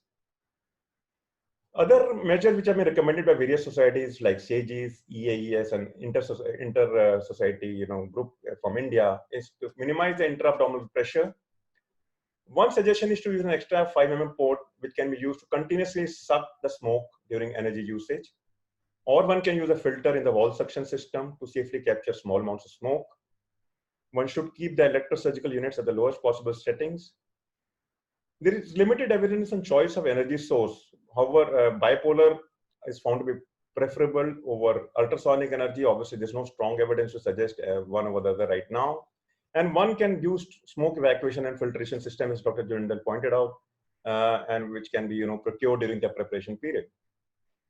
And what are some of the special precautions required in bariatric surgery, like Nathanson liver retractor? If you once you put it and you notice a leak of the Nemo, you take a pursing around it and make it leak proof. Swiftly introduce staplers and suture materials to reduce gas leaks. When the gastric calibration tube is inserted during the procedure, it should be handled with all precautions that were taken during intubation, and avoid endoscopy intraoperatively. At the end of the procedure, evacuate the gas in a controlled way completely before removing trocars to a closed system. Switch off the insufflation, aspirate using a suction device, and specimen extraction and port closure should be done only in a desufflated abdomen, only when you are completely evacuated, and the drain should be clamped till complete evacuation. Smoke evacuator devices are not mandatory, though recommended, because one of the advantages is they capture smoke close to the source of emission, so they're very effective. And particulate removal will depend on the type of filter. There are filters like charcoal filters, like ULPA, ultra low particulate filter, and other filters. And some of the machines incorporate all the 3 filters, which are probably the ideal machines. However, the limitations of these machines are they're bulky, the noise level is pretty high, they're expensive, and they're difficult to maintain. And hence, most of the centers do not routinely use these machines. But however, if one can procure these equipment, I think it's desirable. These are some of the companies which make it, and this is again a table showing various smoke evacuation systems by various companies, showing the type of filters they have and the size of the particles they filter out. So to conclude my talk, I think what we need to create is create a safe environment when we want to resume bariatric surgery. We should not be in a rush. We should wait for the local authority and other policies, look at the curve of the kind of pandemic graph, because I think safety and patients and healthcare work is of paramount importance. We need SOPs with safety measures at every step. We need excellent OR discipline and checklists. And only simple measures for smoke control during laparoscopy can be adopted. They are required. I mean, once you adhere to these simple measures, I think the risk is minimized from the smoke. And as Dr. Alexander pointed out, I think this is a good, one of the most famous persons, Mr. Boris Johnson, the Prime Minister of UK, who developed corona, unfortunately, recently, has declared a war on obesity, gaining from his own experience. And I hope a lot of politicians across the globe take cue from this, and we have increased number of obese patients who prefer to take bariatric surgery. Thank you so much for your patient attention, and I'm open to questions. Thank you.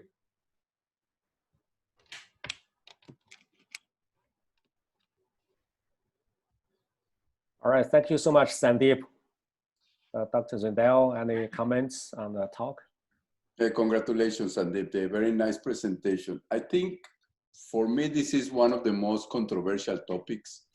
I think the initial recommendation that we should do open because it's safer was one of the mistakes that we commit, because really it's more unsafe now, we know, because in laparoscopy, thoracoscopy, you can contain the electricity fumes and all the gas inside the patient, so you can dispose it much easier. So this is a big point in favor of laparoscopy. So I think that's a good thing. I agree with the low volume, but we noticed something that it's not really data, but we are studying it now with some people from New York.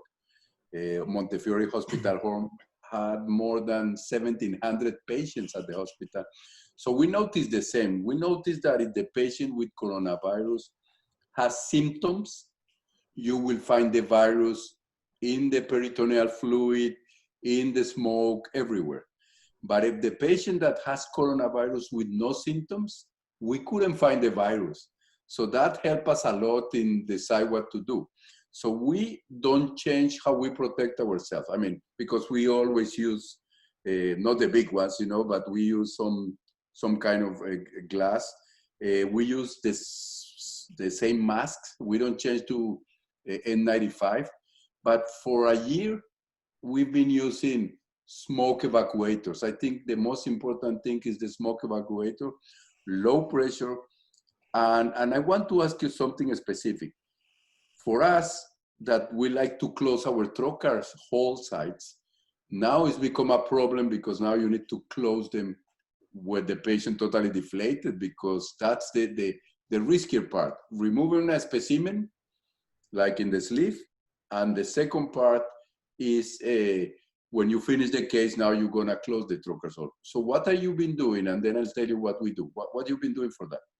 So honestly, we at our center have still not started bariatric surgery, but what our society has deliberated and recommended is to close it, obviously after desufflating the abdomen, and if we require a slight extension of the incision, increase the size of the incision to properly close the port side, because obviously that is more important than a bit of a few millimeters of increasing the incision size.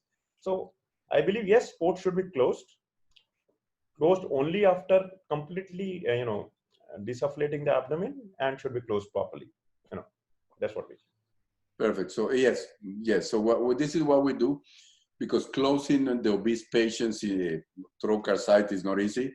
When you do BMIs of 45, 50, 55, it's like in the middle of nowhere. So what we do is, as I mentioned before, smoke evacuators are very important to us.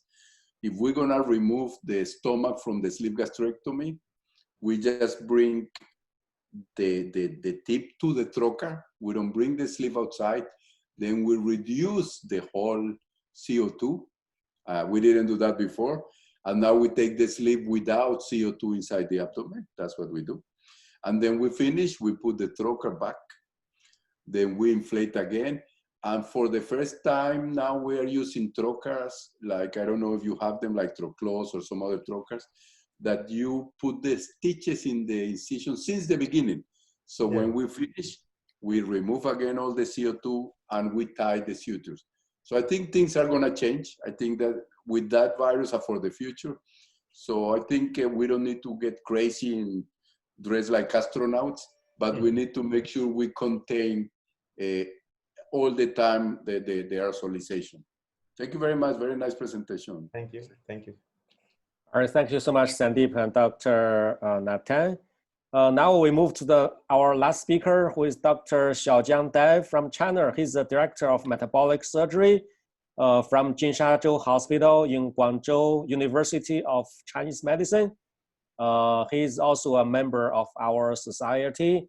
And we're going to have some discussion, and also all the faculties are going to answer questions from our audience after the last talk. Please stay with us. Please, Dr. Dai, it's your time now. Professor Zhao, thank you for your introduction. For better communication, my assistant will translate for me. Okay, let's begin. 好，这个开始。哎，是怎么来的？这里吗？ OK， 反应了。怎么回事？换灯片。你帮他。And Dr. Dai will be presenting in Chinese, and I'm responsible for the translation in English today. All right, that's great. And we have limit of time. Please watch the time.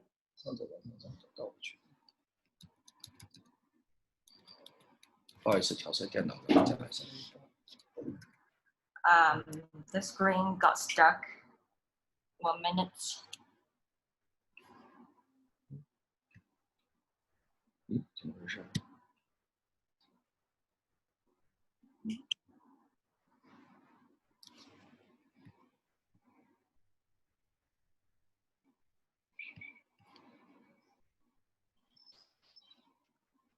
Okay.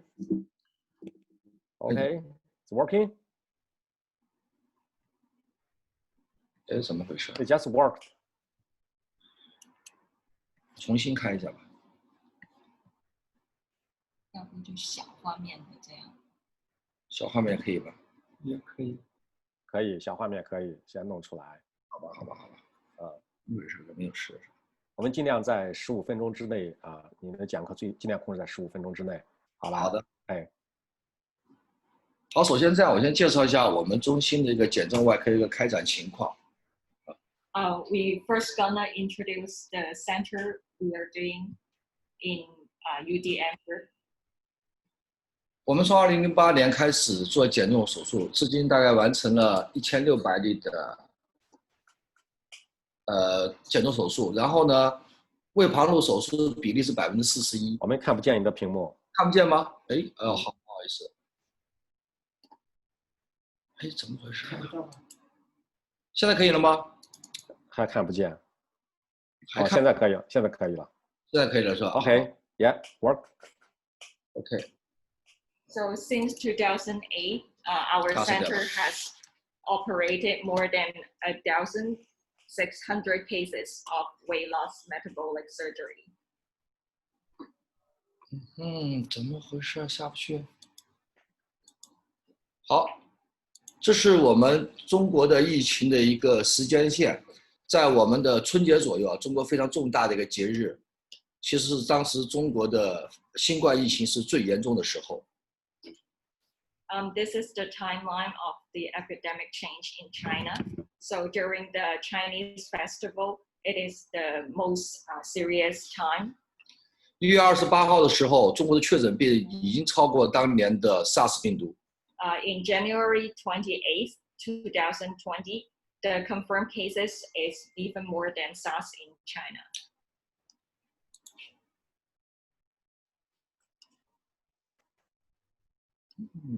怎么回事呀？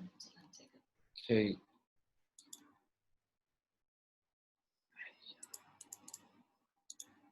好，到5月26号的时候，我们现在中国确诊的病例是84000多例，其中的79000例治愈。非常不幸的是，依然有4000多例的患者死亡了。By May 26, 2020, there are over 80,000 confirmed cases, and unfortunately, over more 4,000 deaths.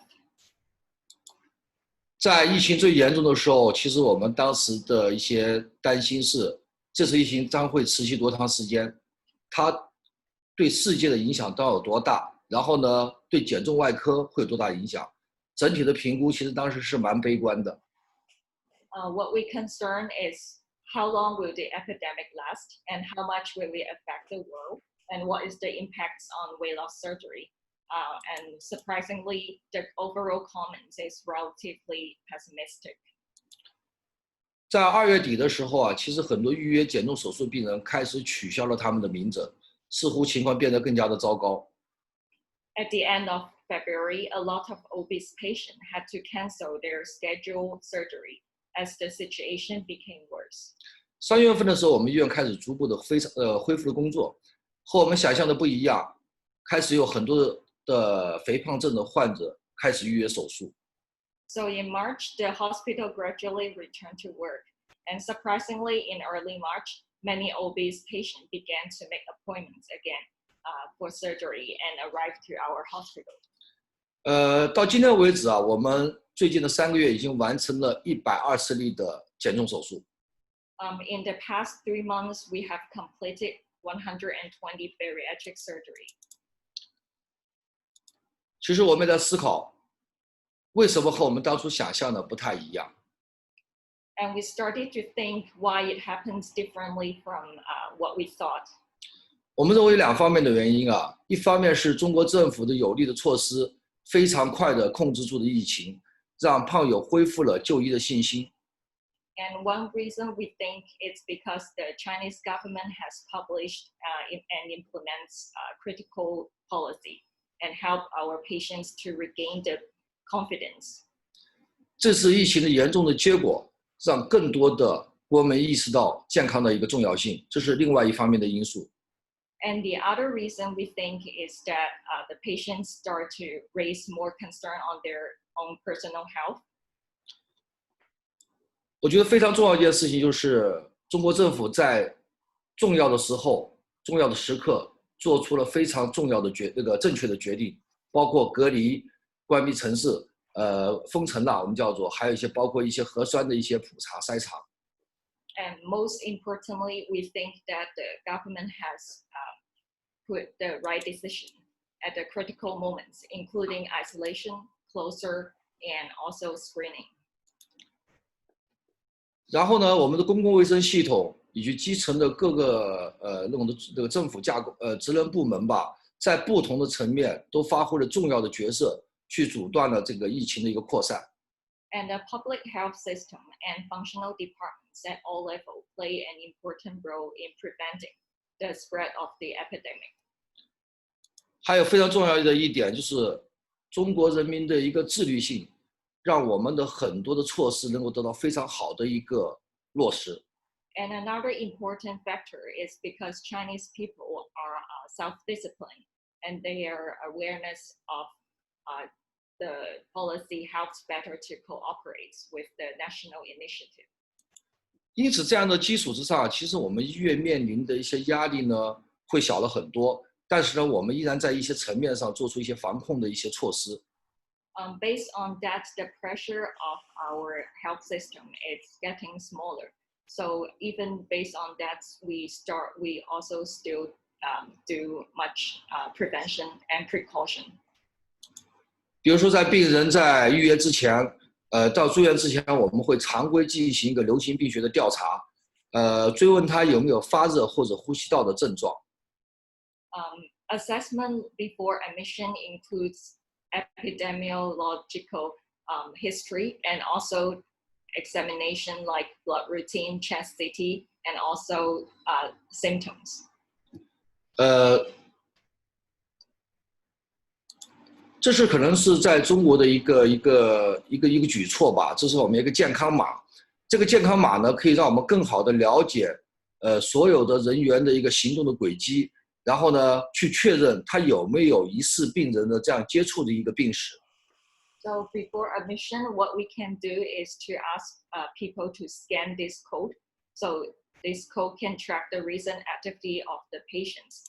And we know where the patient goes and or they have any contact history. 为了减少人群的聚集啊，我们是严格执行的是预约制度，在不同的时段呢，不会让更多的病人同时到达医院。So for better service, we strictly limit the number of patients to arrive in hospital and strictly implements appointment system.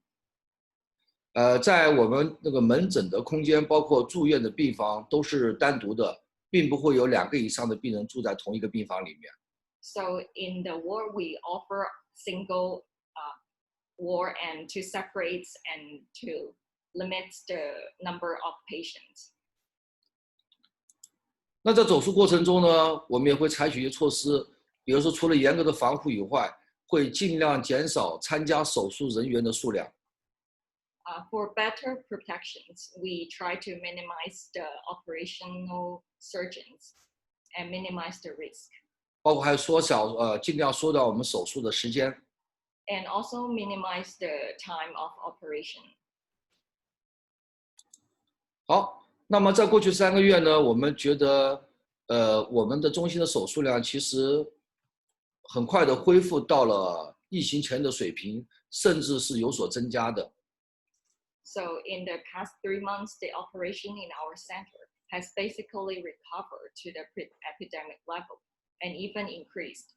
就像刚刚的一些专家介绍的所说的那样啊，这次疫情其实产生的另外一个效果什么呢？因为长时间的居家隔离，其实我觉得中国的国民的体重整体是增加的。Just like our professor say, I think that prolonged stay at home causes an overall increase of people's weights. So Chinese people's weights are increasing. 尤其是最近手术的一些肥胖症的患者啊，相当一部分在这个疫情的隔离期间长着几十斤的体重，从而坚定他做减重手术的这样一个决心。Because of that, Chinese people who gain a lot of weight during the pandemic, that also give them the motivation to come and have the surgery. 疫情的这样出现，其实让更多的肥胖症的朋友意识到了健康的一个重要性，其实从某种程度上增加了减重手术的一个接受度。The pandemic also increases the health concerns of Chinese people, and it actually raised the acceptance of metabolic surgery in some extent. 最后我想讲的是，新冠实际上是人类的一个灾难，但是人类的历史呢，其实就是和传染病斗争的一个历史。So COVID-19 is a disaster for human being, but human history itself is also a history of fighting against various infectious disease.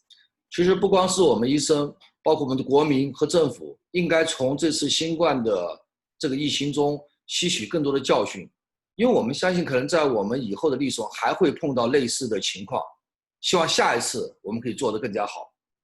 So hopefully we and our government and also our people will learn from the lessons and get inspiration from today and will do better next time in the future. 好，谢谢。Thank you very much. All right, thank you so much, Dr. Dai. And Natalia, do you have any comments on this talk? Okay.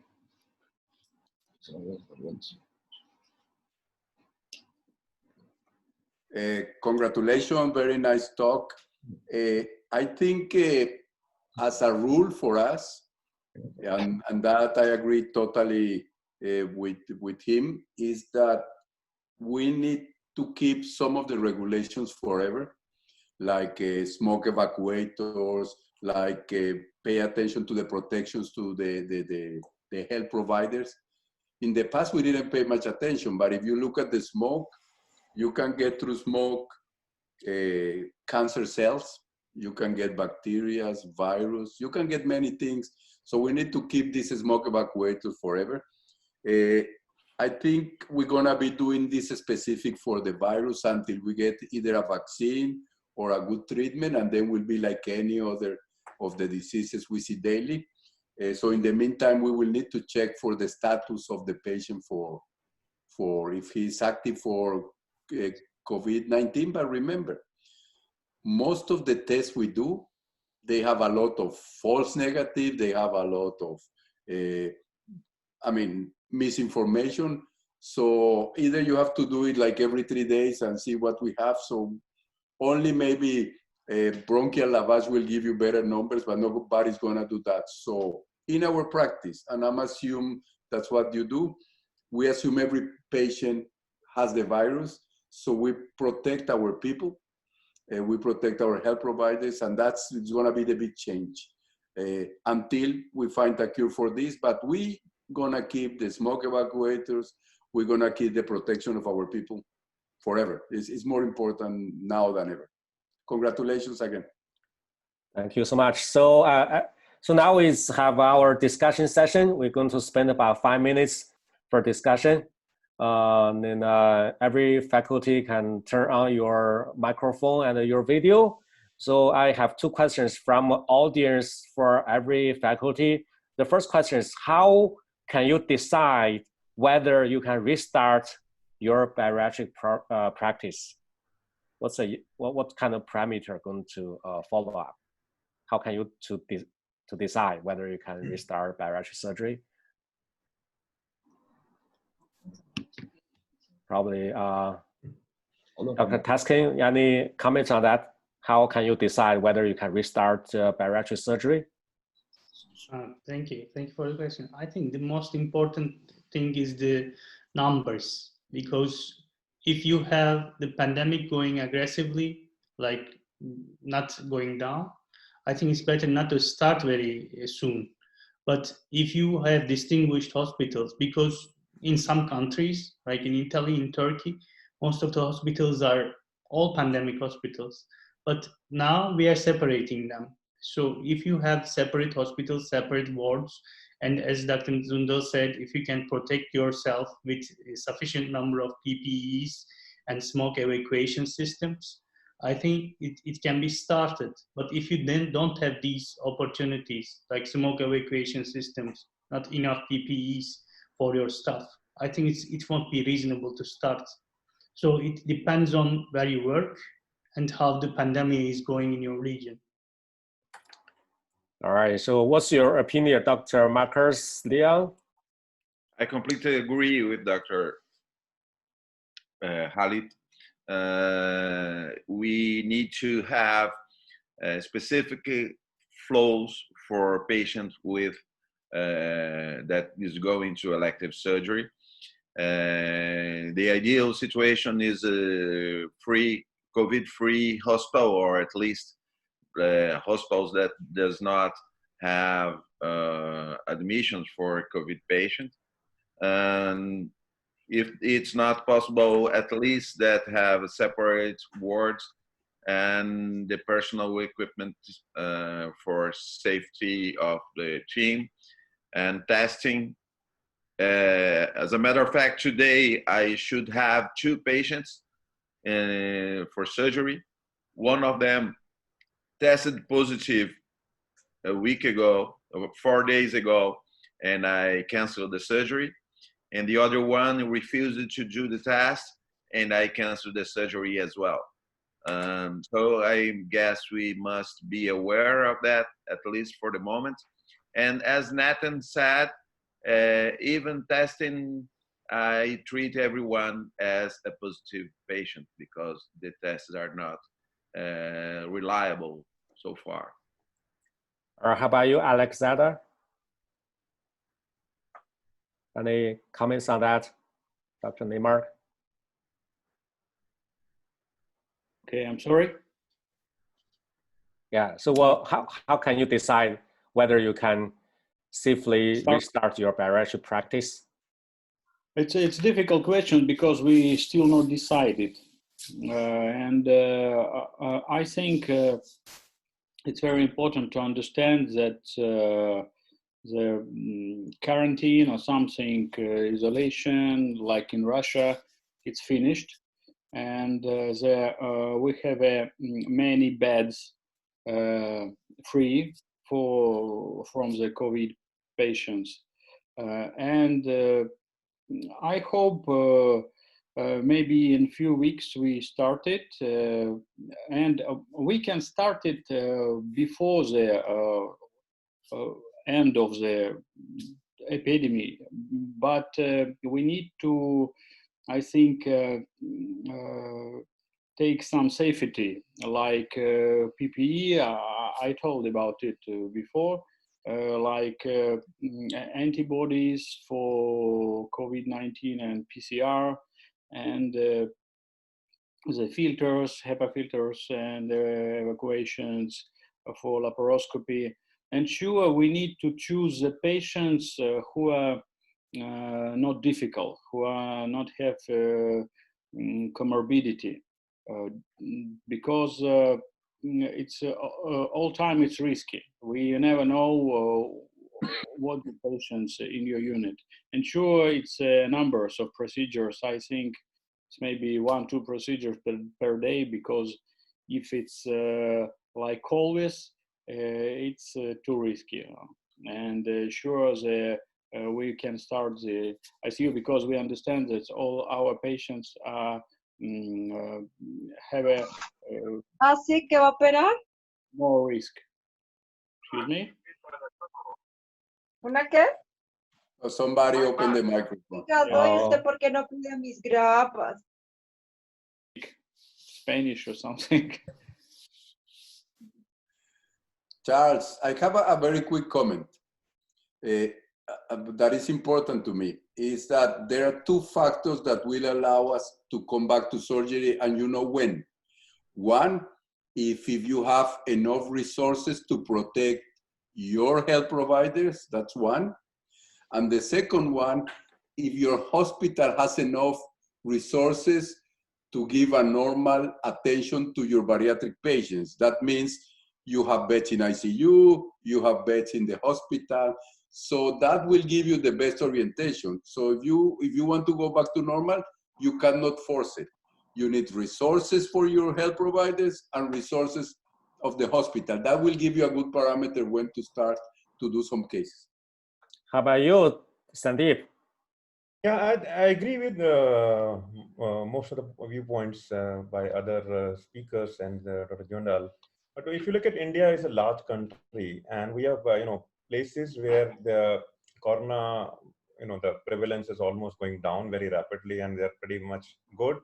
But I think most of the metropolitan cities like New Delhi, Mumbai, Indore, Kolkata, all these places, the number is still rising, number of cases. And to me, probably that would be a very important criteria to restart bariatric surgery, because we need resources for the hospital.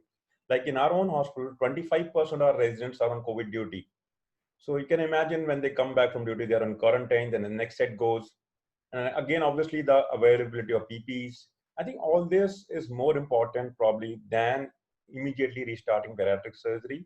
Although we have, we know all the advantages of surgery, but we have to look at, the current pandemic situation, which is far more serious. So I think the curve would also be a very important factor. Okay, so how about Dr. Deng? In that early March, we really felt afraid of restart our practice in Beijing, but you start your practice in early March. So what's your decision factor for you to restart your bariatric practice? 是这样的了，我个人认为，是说话吗 ？OK， 能听到吗 ？OK， 其实我觉得在这个重启的过程中啊，我们医院能做的事情是非常有限的。其实更主要的，我觉得病人的一个增加是跟这个全社会的疫情的控制非常关键。所以说政府在这里面，我觉得是发挥非常大的一个作用。翻译一下。So I personally think that at the beginning of resuming the procedure, what the hospital can do is actually very limited. And I think more importantly is because the government has implements better policy, and Chinese people have also supported. So okay, that's great, great. So next question for every faculty from audience. So what's the screening protocol you think appropriate for number 1, clinical visit, number 2, hospitalization for screening protocol? So Dr. Dai, can you answer that question first? Could you repeat the question again? What's the screening? Screening protocol for for admission and also for clinical visit. For admission and clinical visit. Clinical visit. Yeah. 入院前的 OK， 在我们这里呢，我们医院的一个启动过程中呢，所有入院的病人必须在入院前完成胸部 CT、血常规和核酸的检测。当然是流调是非常重要的一个组成部分。So before admission, our patient have to complete a nucleic acid test and also chest CT and blood routine. So we also investigate the epidemiological history. 在我们的工作中也发现有一些，其实在 CT 筛查发现一些肺炎，但是呢，并不一定是新冠。那如果有这种类似的情况的话，我们一定会组织感染控制科，还有一些传染科，包括我们的一个相关的呼吸科的进行会诊，要进行进一步的排查。So we also found several cases of pneumonia from the CT image, but not necessarily COVID-19. So from these cases, we will consult our other multidisciplinary departments and to confirm if it's the case. 其实我们在工作中最担心的反而是我们的叫无症状感染者，那这种给我们的一个筛查工作带来很大的困难。What we concern most is those people with symptomatic. This will make more difficulty.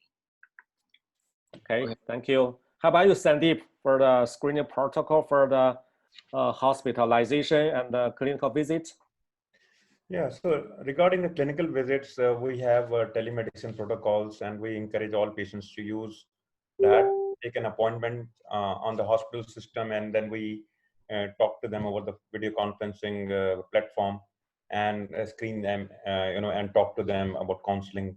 But as far as the hospital visit admission for surgery would be concerned, as I said, I think we should make all efforts to rule out COVID, because yes, if there are certain false negative, chances of a RT-PCR, but a positive test is a positive test.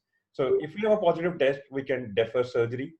So I think testing is very important, and we must have an antigen test, and if available, both antigen and antibody test, along with plus minus CT, HRCT. I think we should make all efforts to screen the patient with all the available modalities. All right. How about you, Dr. Neymar? We have a protocol. You need to have a negative COVID PCR. Then it's very important to anamnesis in a period of when the patient admit,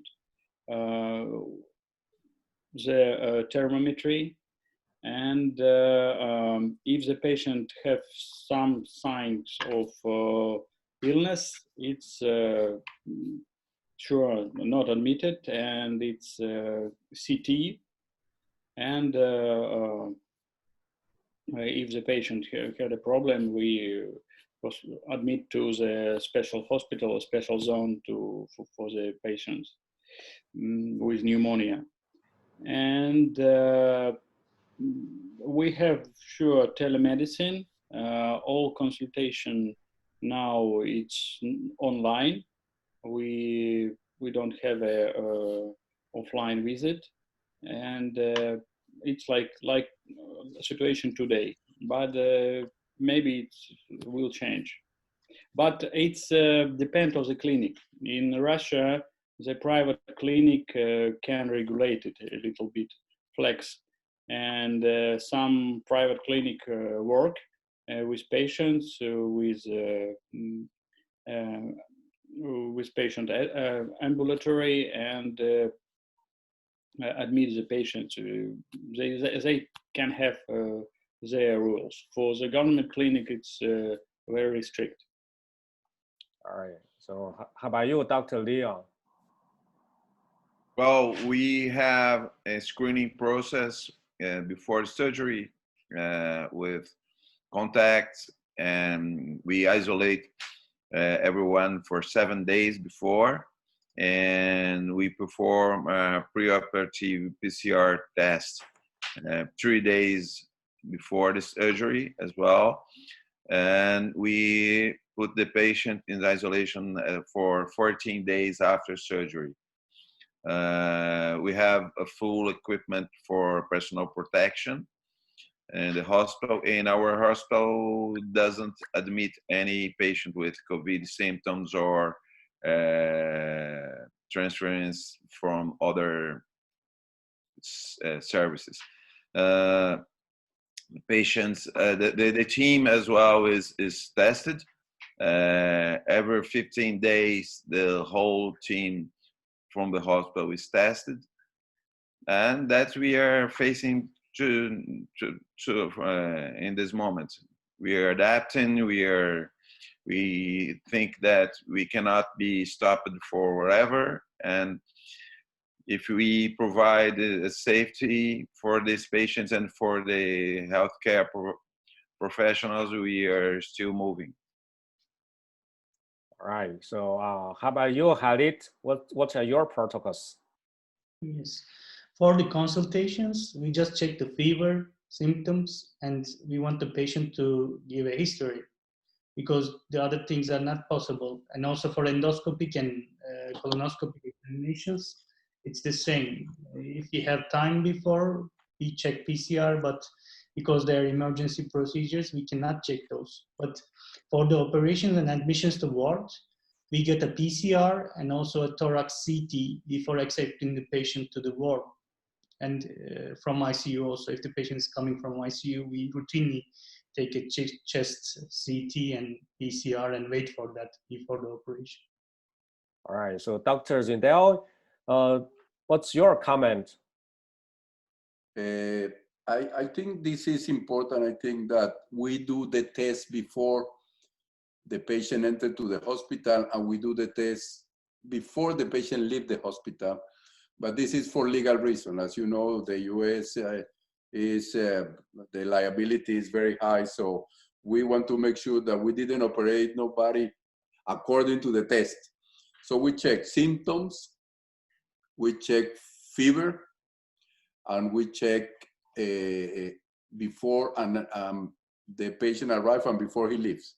We suggest quarantine after the surgery. We cannot suggest it before because it's very difficult to check, but we suggest it afterwards.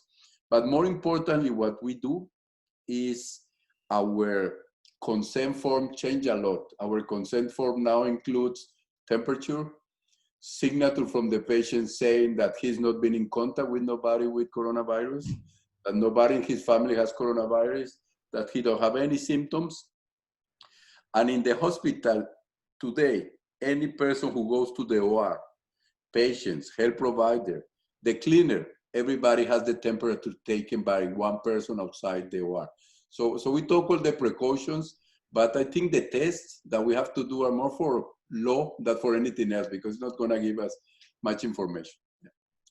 I mean, if somebody go to your clinic, they also need to be tested or not? To the office? No, but to my office, the only thing we do is temperature and symptoms that we ask to the patient. They don't have to be tested, no.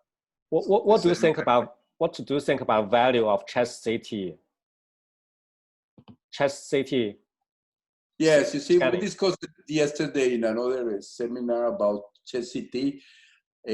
Some papers suggest that the chest CT is more specific and have better results than even the immunoglobulins and antibodies. But first, it's very expensive. And second, we only do it if the patient has some symptoms or temperature. And then we send it to a specific part just to be checked. It will be very difficult, very expensive, and not very reliable to do, chest CT to everybody. That's impossible to think about. Yeah, it's mandatory in China. Yeah. It's mandatory? Mandatory in China, yes. Yeah. Okay. All right. Okay. So anybody have any additional comments before we? I'd like to leave a comment. We must be very careful with our recommendations in this moment to not pass the message that the surgery is reserved only for very, very high risk patients. The DSS recommendation for very high risk may pass the message that only people with the very high BMI, very sick, deserve the surgery, and this is maybe a misconception about the benefits of bariatric surgery.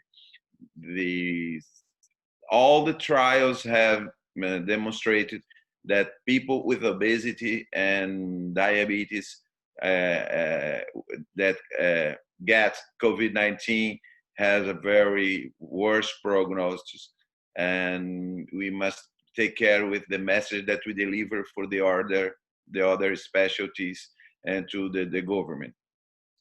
I agree with Marco, and also I'll suggest that if you can do some of these cases as an outpatient in surgical centers, this is the time, because patients, when you call them, a lot of them are scared to go back to hospital, but they don't mind about going to surgical outpatient centers where no COVID patients were hospitalized. For whatever reason, we have a pandemic, but we also have a panic endemia. So there is a lot of panic that I agree with Marcos, we cannot increase it. We just need to settle the panic. Yeah. All right, so there's still some questions, but we already delayed by 15 minutes. Yeah, so unfortunately, we have to conclude our webinar. So now I move to our chair of webinar, Dr. Zhongtao Zhang, to give us closing remarks. And please stay with us. We're going to have a group picture after the closing remark. Dr. Zhang, please. Okay, thank you everyone, including our faculties and all the audience for staying with this webinar. I think we had a successful webinar today. COVID-19 has changed the world. We can anticipate that we will have a long new normal era. We should adapt ourselves into this new normal era to practice metabolic and bariatric surgery efficiently and safely in order to protect our patients' benefits and our wellness. Today's webinar is very informative and helpful. Thank you very much again. We are looking forward to an even brighter future for our bariatric surgery community. Wish everyone stays healthy, stays safe. See you again soon. Thank you. All right, everybody please turn on the camera, the video, including faculty and all our audience. We take very quick picture together. Okay. Yeah, everybody please turn on your camera. All right. 1, 2. 1. Okay. Okay. Great. Another one. One more. One more.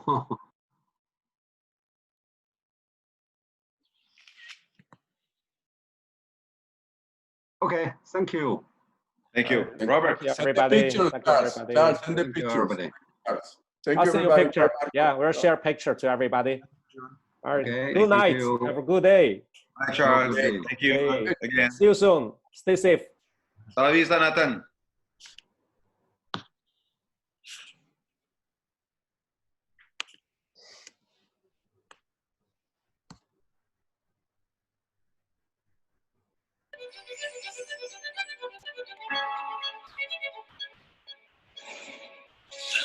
2002, Panther is one of the earliest surgical solution providers among Chinese companies.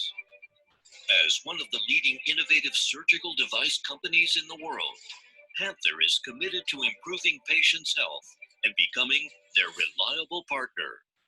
By inheriting the Chinese national culture of innovation, popularizing customer-oriented corporate culture, Panther is dedicated to provide healthcare professionals and patients with highly cost-effective and scientifically based products, services, and operational solutions sustainably. In 2004,